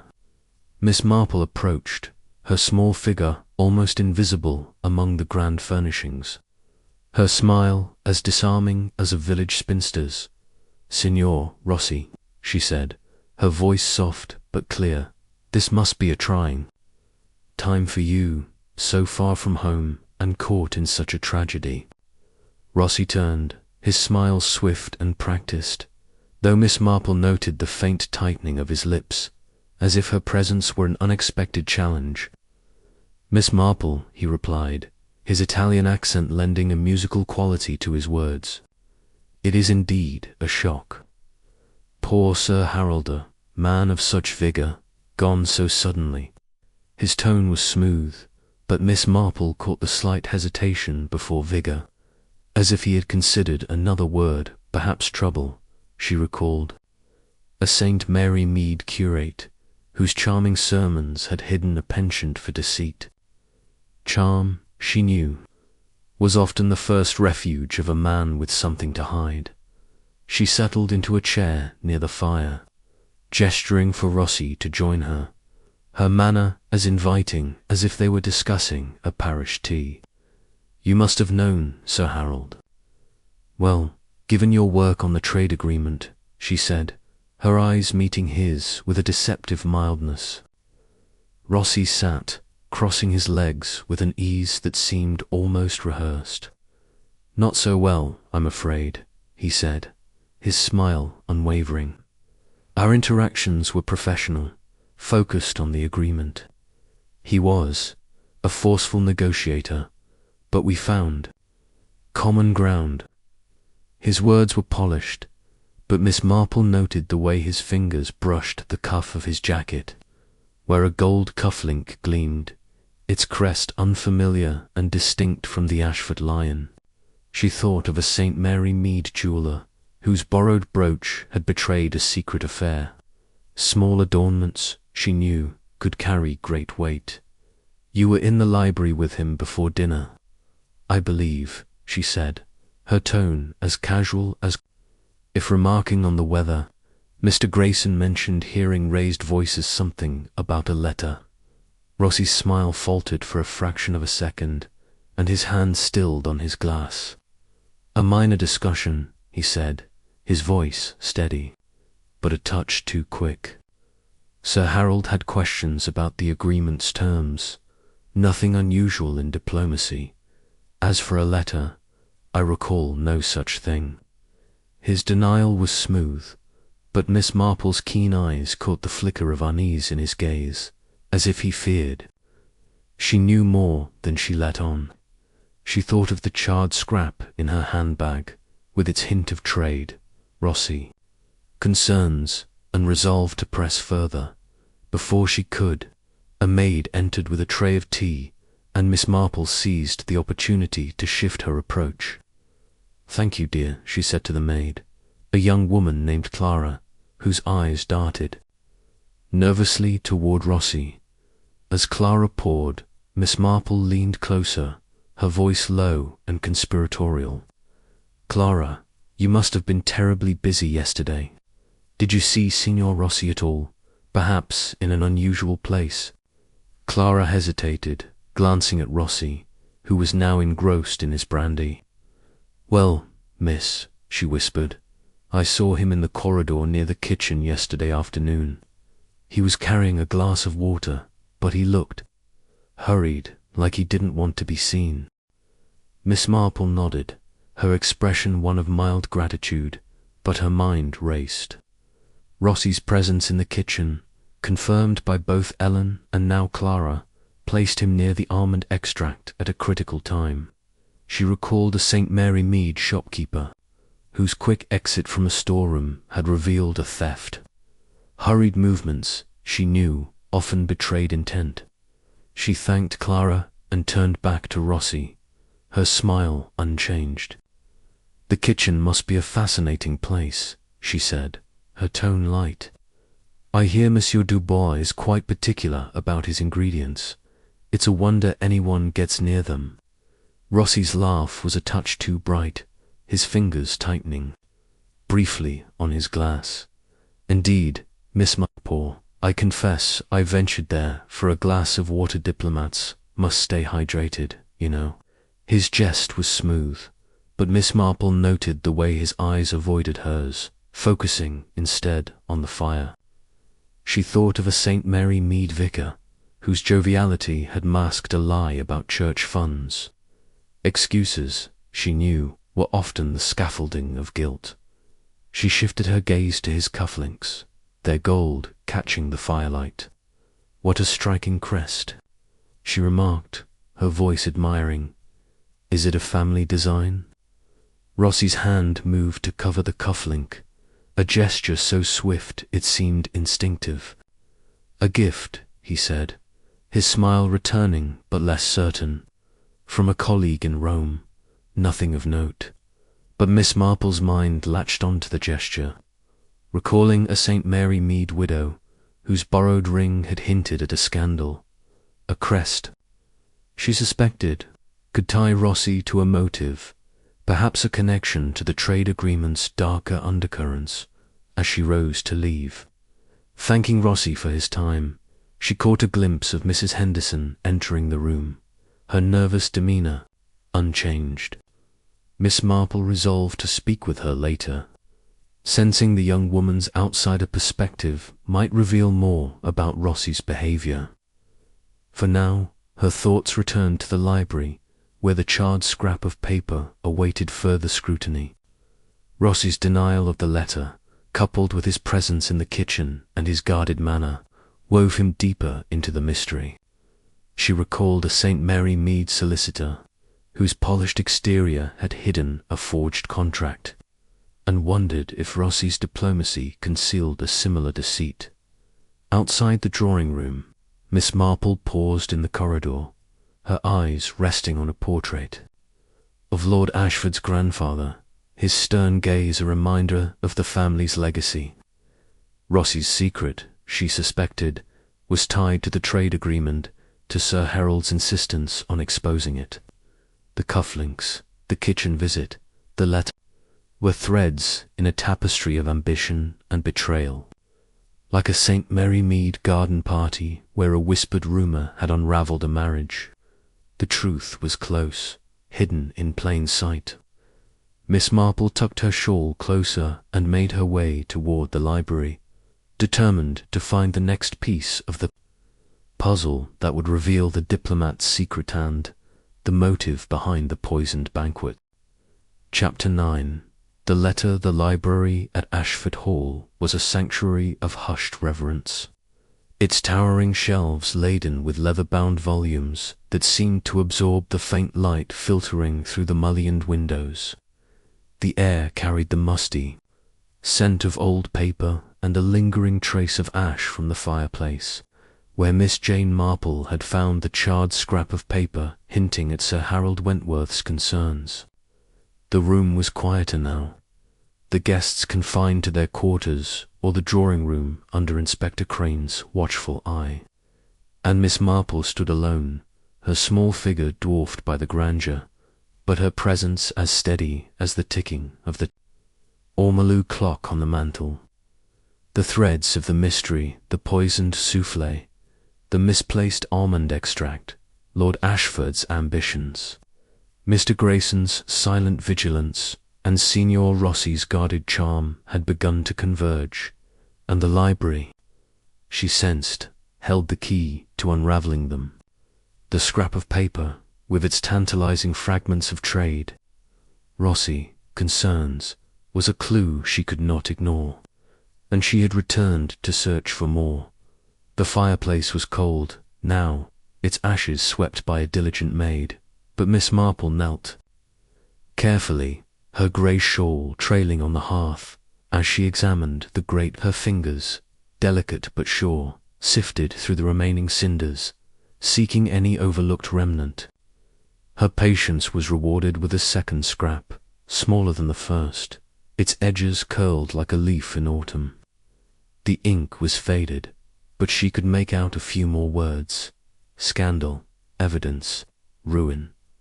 The handwriting matched Sir Harold's bold script, and Miss Marple's lips pursed slightly as she tucked the fragment into her handbag beside the first. She thought of a St. Mary Mead vicar, whose half-burned letter had revealed a parishioner's embezzlement. Partial truths, she knew, could be as revealing as whole ones, and these scraps painted a picture of Sir Harold's intent to expose something tied to Rossi and the trade agreement. She rose, brushing ash from her hands, and surveyed. The room, the library, was a place of secrets, its shelves a silent witness to whispered conversations and private quarrels.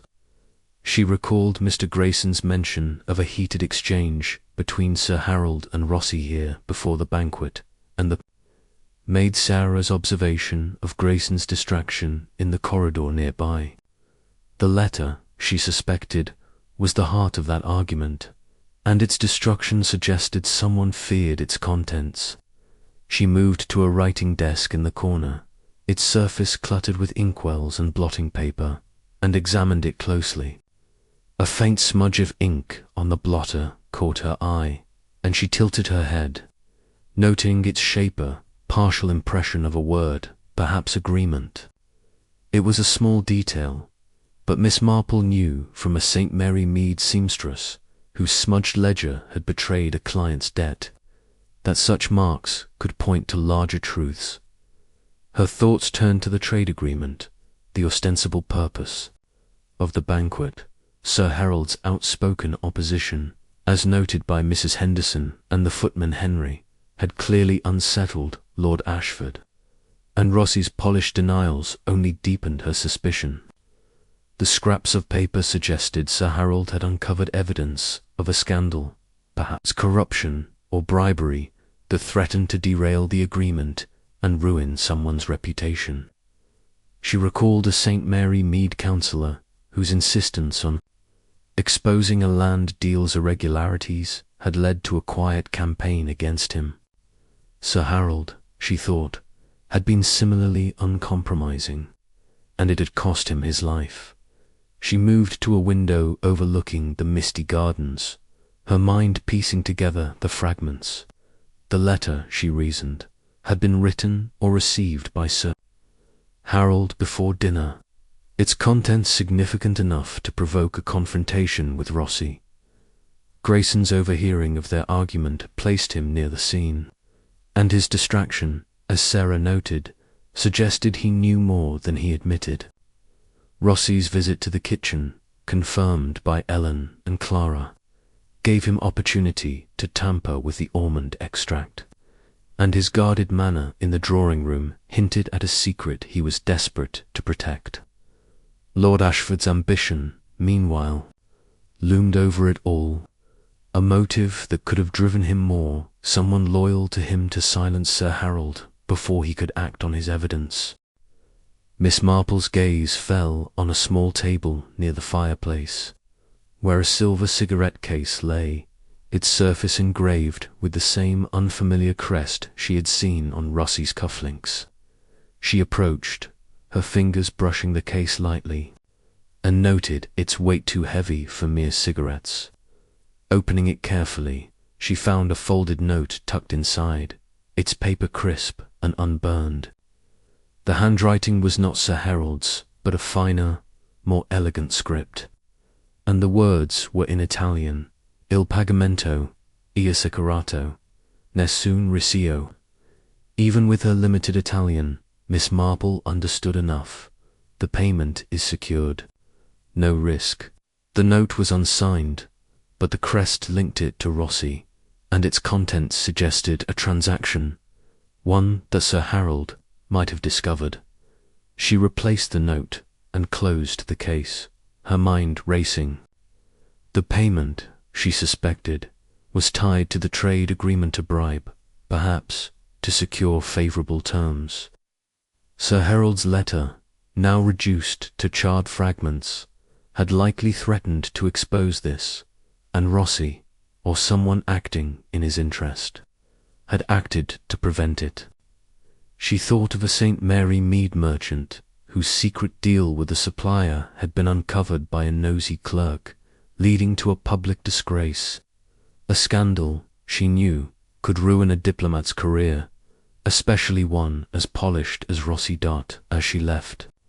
The library, Miss Marple encountered Inspector Crane in the corridor, his notebook in hand and his expression one of dogged determination. "Miss Marple," he said, his tone polite but brisk, "I trust you're not interfering with my investigation." She smiled, her eyes twinkling with a deceptive innocence. "Oh, Inspector, I'm merely an old lady taking an interest in this beautiful house. But I did wonder, have you examined the library thoroughly? It's such a place for confidences." Crane's eyes narrowed, but he nodded. "We've searched it, but found nothing of note. Papers, books, nothing unusual." Miss Marple nodded, her expression unchanged, but she thought of a St. Mary Mead constable, whose haste had overlooked a vital clue in a garden shed. She resolved to keep the scraps and the note to herself for now, until she could confirm their significance. Her next step, she decided, was to speak with Mrs. Henderson again, whose nervous glances at Rossi suggested she had seen something telling. But as she moved toward the drawing room, she paused, her thoughts returning to the cigarette case and its hidden note. Rossi's secret, she sensed, was the linchpin of the crime, tying the letter to the poison and the banquet to a broader conspiracy. Like a St. Mary Mead tea party where a whispered rumour had exposed a betrayal. The truth was emerging, piece by careful piece. Miss Marple tucked her shawl closer and continued down the corridor, her mind as sharp as the autumn air, ready to weave the next thread into the tapestry of the poisoned banquet. Chapter 10. The Trap. The evening at Ashford Hall descended with a quiet that felt almost oppressive, the mist outside thickening into a fog that cloaked the estate in secrecy. Inside, the drawing-room glowed with the soft light of oil lamps, their flicker casting shadows that danced across the velvet drapes and polished furniture. The guests, still confined under Inspector Crane's orders, gathered in small clusters, their conversation subdued, their eyes darting with the unease of those awaiting answers. Miss Jane Marple sat near the fire, her grey shawl draped over her shoulders, her knitting needles clicking rhythmically, as if to measure the passage of time. Her mind, however, was far from idle, weaving together the threads of the mystery, the poisoned soufflé, the misplaced almond extract, Lord Ashford's ambitions, Mr. Grayson's silent vigilance, Signor Rossi's guarded charm, and the damning scraps of paper from the library, the Italian note, Il pagamento e sec. Nessun Riccio had confirmed her suspicions of a bribe tied to the trade agreement, and Sir Harold's burned letter hinted at his intent to expose it.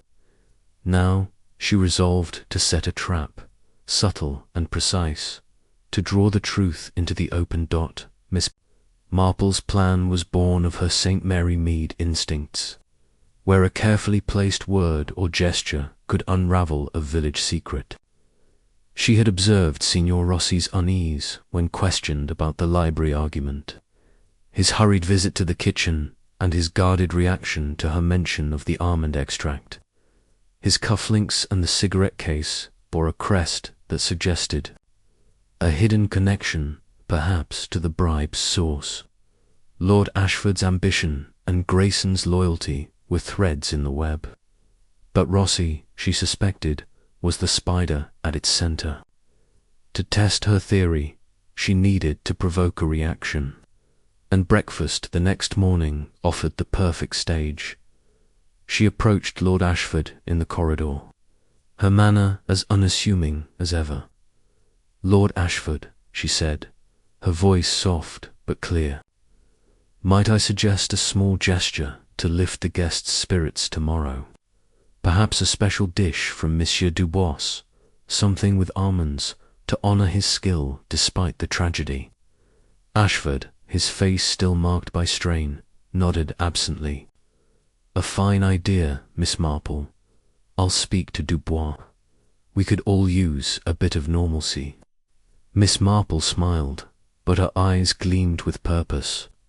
She recalled a St. Mary Mead tea party where a deliberate choice of cake had flushed out a thief's. Guilt, almonds, she knew, would stir memories of the fatal soufflé and perhaps unsettle the guilty. The next morning, the smaller dining room was set with crisp linens and silver, the air scented with coffee and fresh bread. The guests, though weary, gathered at Lord Ashford's insistence, their faces a mix of curiosity and apprehension. Monsieur Dubois, his pride restored by the chance to showcase his art, had prepared a tray of almond pastries, their golden surfaces dusted with sugar and flecked with slivers of nut. Miss Marple, seated near Mrs. Henderson, watched as the footman, under Mr. Grayson's steady gaze, placed the pastries before each guest. Lord Ashford took his with a hearty nod, his appetite undimmed by the previous night's horror. Grayson, standing by the sideboard, observed with his usual impassivity, his hands clasped behind his back. Signor Rossi, however, hesitated as his pastry was set before him, his fork hovering, his smile a touch to fixed dot. Miss Marple leaned forward slightly, her voice carrying just far enough to reach Rossi. "Such a delightful choice, don't you think, Signor Rossi? Almonds have such a distinctive flavour, so like the soufflé we enjoyed." Her tone was innocent, but her eyes were sharp, watching for his reaction. Rossi's hand froze, his fork barely touching the pastry, and a faint pallor crept into his. "Cheeks indeed, Miss Marple," he said, his voice smooth but strained, "though I find I have little appetite this morning." He pushed the plate away, a gesture so subtle it might have gone unnoticed, but Miss Marple's keen gaze caught it, as did Mrs. Henderson's, whose nervous fingers tightened on her napkin. Lord Ashford, oblivious to the undercurrents, bit into his pastry with relish, declaring it a triumph. Grayson moved to refill his coffee, his eyes briefly meeting Miss Marple's, a flicker of curiosity or caution in their depths. Miss Marple nodded to herself, her trap revealing more than she had hoped. Rossi's hesitation was not mere distaste, it was fear, a sign that the almond scent carried a guilty memory. She thought of a St. Mary Mead grocer whose refusal to taste a sample of jam had betrayed his tampering with the stock. Small refusals, she knew, could speak volumes. After breakfast, Miss Marple sought out Inspector Crane, who was reviewing notes in a side parlour. His methodical approach, while thorough, lacked the imagination she knew was needed to unravel the crime. She approached him with her usual deference, her shawl clutched modestly. "Inspector," she said, "I couldn't help but overhear talk of a letter in the library, something about Sir Harold's concerns. Have you found anything to confirm it?" Crane frowned, his pencil pausing. "We found nothing but ashes, Miss Marple. If there was a letter, it's gone. But I'm focusing on the kitchen. That's where the poison was likely introduced." Miss Marple nodded, her expression one of mild agreement, but she pressed gently. "Of course, Inspector. But I did notice Signor Rossi seemed unsettled by the almond pastries this morning. Perhaps he knows something about the soup preparation." Crane's eyes narrowed, but he jotted a note. "I'll speak with him again," he said, his tone skeptical but open. Miss Marple thanked him, her mind already turning to her next step. She had planted a seed with Crane, and now she would confront Rossi directly, using the scraps of paper and the Italian note to provoke a response. She found Rossi in the conservatory, its glass walls misted with fog, its air heavy with the scent of damp earth and ferns. He stood by a potted orange tree, his posture relaxed but his eyes alert, as if he sensed the net closing. Miss Marple approached, her knitting bag in hand, her smile as gentle as a village spinster's. "Signor Rossi," she said, "I've been thinking about that letter Mr. Grayson mentioned, the one you and Sir Harold discussed. I found a scrap in the library, you see, with words like scandal and Rossi. It's curious, don't you think?" Her voice was soft, but her words were a dart, aimed at his composure.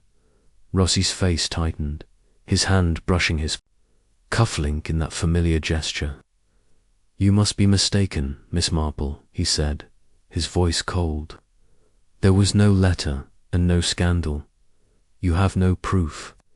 His denial was sharp, but Miss Marple caught the fear in his eyes, a flicker that betrayed his polished facade. She thought of a St. Mary Mead solicitor, whose defiance had crumbled under the weight of a single clue. "Perhaps," she said, her tone unchanged, "but the almond oil in the kitchen and a certain note about a payment might suggest otherwise." She let the words hang, her eyes meeting his with quiet certainty. Rossi's pallor deepened, his hand clenching at his side.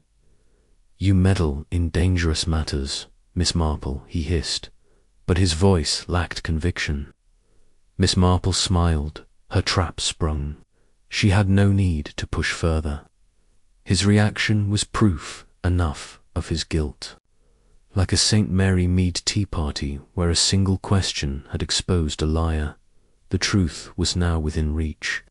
She excused herself, leaving Rossi to his unease, and resolved to share her findings with Inspector Crane, certain that the diplomat's secret would soon unravel the mystery of the poisoned banquet.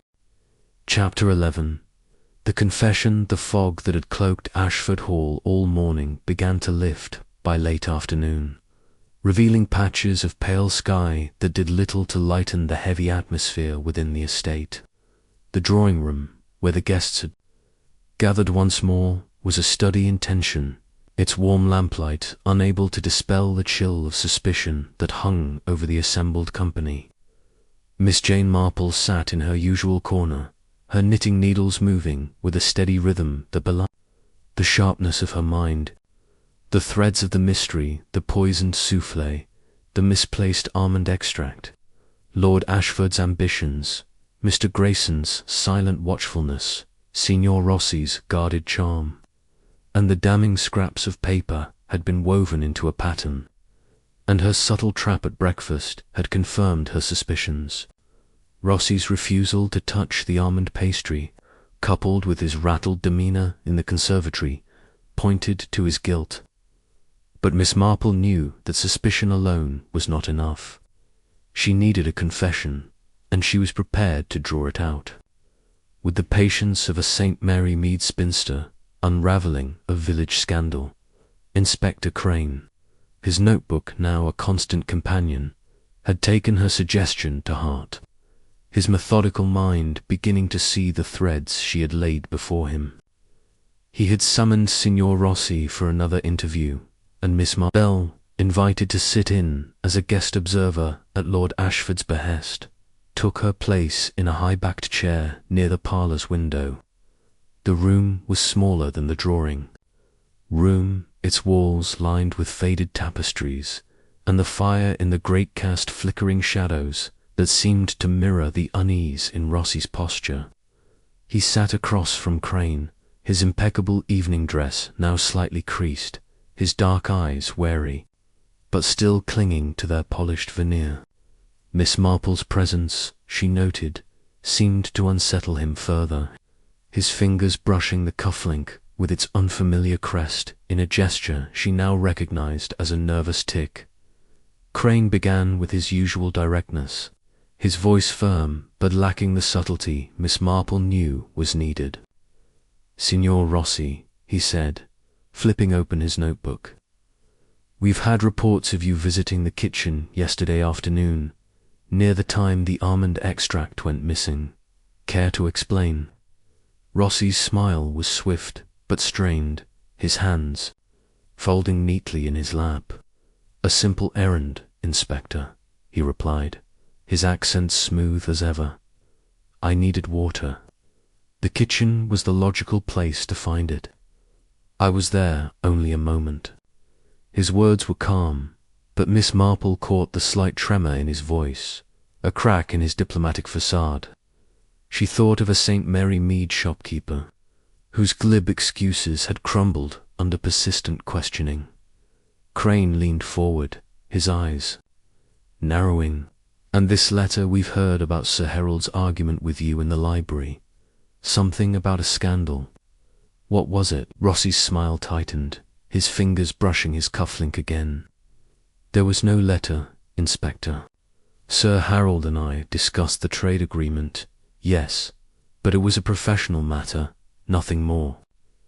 His denial was firm, but Miss Marple noted the way his gaze flicked toward her, as if gauging how much she knew. She recalled a St. Mary Mead curate, whose denials of a theft had faltered when confronted with a witness's account. Evidence, she knew, was the key to breaking such a man. She spoke now, her voice soft but deliberate, her knitting needles pausing for emphasis. "Signor Rossi," she said, her eyes meeting his with a deceptive mildness, "I found a curious note in the library, a cigarette case, with a crest like your cup. It mentioned a payment, secured with no risk. And then there's the matter of Sir Harold's letter, burned but not entirely destroyed, hinting at a scandal tied to you and the trade agreement." Her words were gentle, but they landed like stones in still water, rippling through Rossi's composure. His face paled, and his hand clenched, the cufflink glinting in the firelight. Crane's head snapped toward her, his surprise evident, but he recovered quickly, his voice sharp. "Is this true, Rossi? What payment? What scandal?" Rossi's eyes darted between them, his polished mask slipping. "You have no proof," he said, his voice low and edged with desperation. "These are speculations, nothing more."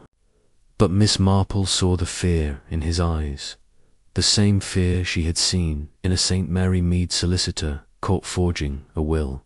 She leaned forward slightly, her tone as kind as if offering tea. "The almond oil, Signor Rossi," she said. "It was tampered with, wasn't it? During your visit to the kitchen, when you were so careful to be seen only briefly." Rossi's composure shattered, his hands slamming onto the arms of his chair. "Enough," he snapped, his accent thickening with emotion. "You meddle in things you cannot understand, Miss Marple."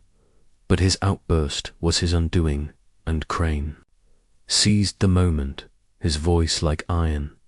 "Speak, Rossi, or I'll have you in cuffs by nightfall.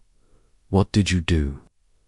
The room fell silent, the crackle of the fire the only sound, and Miss Marple watched as Rossi's shoulders slumped, his defiance draining away like water from a broken dam. "It was necessary," Rossi said at last, his voice barely above a whisper.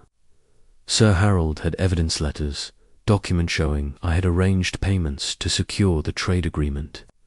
Bribes, you would call them, to ensure my country's terms were favored. He was going to expose me, ruin my career, my nation's reputation. I couldn't allow it." His eyes were hollow, his hands trembling as he spoke. "In the kitchen, I saw my chance. The almond extract was on the rack, unguarded. I swapped it with a vial laced with cyanide bitter almond oil, potent enough to mask the poison. I made sure only his soufflé was tainted. It was precise." Miss Marple listened, her heart heavy but her face serene. She thought of Ast, Mary Mead merchant, whose desperation to save his shop had led to a betrayal of trust. Ambition, she knew, could twist even a polished man into a murderer. Crane's pencil scratched furiously, his face grim as he recorded the confession and the letter. He asked, "You burned it?" Rossi nodded, his voice hollow. "I found it in the library after our argument. I burned it to protect myself, but I didn't know there were scraps left."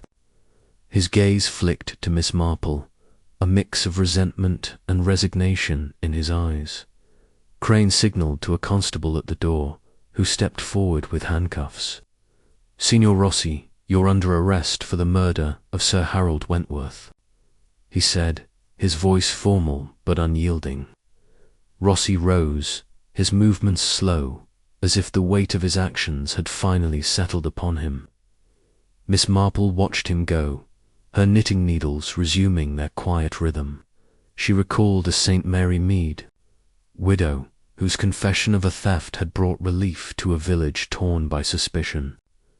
Truth, she knew, was a bitter medicine, but it healed more than it harmed. As Crane turned to her, his expression a mix of grudging respect and curiosity, Miss Marple smiled modestly. "Just an old lady's observations, Inspector," she said, her eyes twinkling. But her mind was already turning to the aftermath, to Lord Ashford's relief, Grayson's silent loyalty, and Dubois's vindicated pride. The confession had closed the case, but its ripples would linger, like a St. Mary Mead scandal that left whispers long after the truth was known. She tucked her knitting into her bag, ready to return to the quiet of her village, where human nature, in all its complexity, awaited her next unravelling. Chapter 12. The aftermath. The morning sun broke through the fog that had shrouded Ashford Hall, casting a tentative light over the estate's manicured lawns and glistening on the dew-soaked roses. The air was crisp, carrying the promise of a clearer day, but within the great house the weight of the previous night's confession lingered like a shadow that refused to lift. Miss Jane Marple stood in the entrance hall, her small suitcase packed and her grey shawl neatly folded over her arm, ready to depart for St. Mary Mead. Her black lace dress, worn for the banquet, had been replaced by her familiar grey wool, but her eyes retained their keen sparkle, as if the unravelling of the mystery had invigorated her. The threads of the crime Sir Harold Wentworth's poisoned soufflé, the tampered almond extract, Lord Ashford's ambitions, Mr. Grayson's silent vigilance, and Signor Rossi's desperate secret had been woven into a tapestry of truth, and Rossi's confession had brought the curtain down on the tragedy. Yet, as Miss Marple knew from her village experiences, every resolution left ripples that stirred the heart long after the facts were settled. Lord Ashford met her in the hall, his robust frame slightly stooped, as if the events had aged him overnight. His florid face was marked by relief, but his eyes held a guarded wariness, as if he feared scrutiny might yet turn toward him. "Miss Marple," he said, his voice warm but strained, "I cannot thank you enough for your insight. You've done us a great service, sparing the hall further disgrace." His words were gracious, but Miss Marple noted the careful pause before insight, as if he were reluctant to acknowledge how close his own ambitions had come to suspicion. She thought of a St. Mary Mead landowner, whose gratitude for her help in a theft case had masked unease at his own secrets. "It was my pleasure to assist Lord Ashford," she replied, her tone gentle but her eyes sharp. "A tragedy like this touches us all." She glanced toward the dining room, where the breakfast table was being cleared, the almond pastries now a distant memory. Monsieur Dubois had emerged from the kitchen earlier, his pride restored, announcing plans for a new soufflé in honour of truth and Miss Marple's discernment. His theatrical flourish had drawn a smile from her, but she had noted his quick glance at Lord Ashford, as if seeking approval. The chef's temper, she knew, had been a distraction, his innocence proven by Rossi's confession, but his loyalty to his employer was a thread she left unexplored. She recalled a St. Mary Mead baker, whose devotion to his shop had blinded him to a rival's sabotage, and wondered if Dubois's fervour served a similar purpose. Mr. Grayson, ever the silent sentinel, appeared to oversee the loading of her luggage onto the carriage. His face was as impassive as ever, but Miss Marple caught a flicker of respect in his grey eyes as he inclined his head. "Safe travels, Miss Marple," he said, his voice low and steady. "Your presence has been illuminating." She smiled, noting the choice of word, and thought of a St. Mary Mead butler, whose loyalty had once concealed a minor theft. Grayson's role in the banquet had been peripheral, his watchfulness a product of duty rather than guilt. But she suspected he had seen more than he admitted perhaps, even the moment Rossi slipped into the kitchen. She thanked him warmly, her mind filing away the thought that loyalty, like ambition, could obscure as much as it revealed. Inspector Crane approached as she prepared to board the carriage, his notebook tucked under his arm, his broad shoulders squared with the confidence of a case closed. "Miss Marple," he said, his tone a mix of grudging admiration and formality, "your observations were helpful. Rossi's confession ties it all up neatly. We'll have no more trouble here." She nodded, her expression one of modest deference, but her thoughts turned to a St. Mary Mead constable, whose certainty in a burglary case had overlooked a deeper motive. "You've done fine work, Inspector," she said, her eyes twinkling. "But do keep an eye on those letters in the future. They have a way of revealing more than they seem." Crane's brow furrowed, but he nodded, unaware of the scraps still tucked in her handbag. Their secrets now safe with her as the carriage rolled away from Ashford Hall. Miss Marple gazed out at the passing countryside, the hills softened by the morning light, the guests Lady Margaret, the Hendersons, Mr. Tatewood returned to their lives, their whispers of the poisoned banquet fading into gossip. Signor Rossi, now in custody, faced a trial that would expose his country's dealings, a scandal Sir Harold had died to prevent. Lord Ashford's ambitions, though spared public disgrace, would bear the private weight of the tragedy, and Grayson's silent loyalty would continue to guard the hall's secrets. Miss Marple thought of a St. Mary Mead fate, where a single act of spite had rippled through the village, leaving trust frayed but wisdom gained. Her mind turned to the human heart, the true poison that had fueled the crime. Rossi's desperation, born of ambition and fear, was not so different from the petty jealousies she had seen in her villager shopkeeper's greed, a widow's resentment, a curate's deceit. The antidote, she knew, was the quiet clarity of observation, the patience to see what others overlooked. As the carriage neared St. Mary Mead, its familiar cottages coming into view, Miss Marple smiled softly. The poisoned banquet was behind her, but the world, with all its frailties, would always offer another puzzle. She adjusted her shawl, ready for the next quiet adventure, her heart as steady as the rhythm of her knitting needles.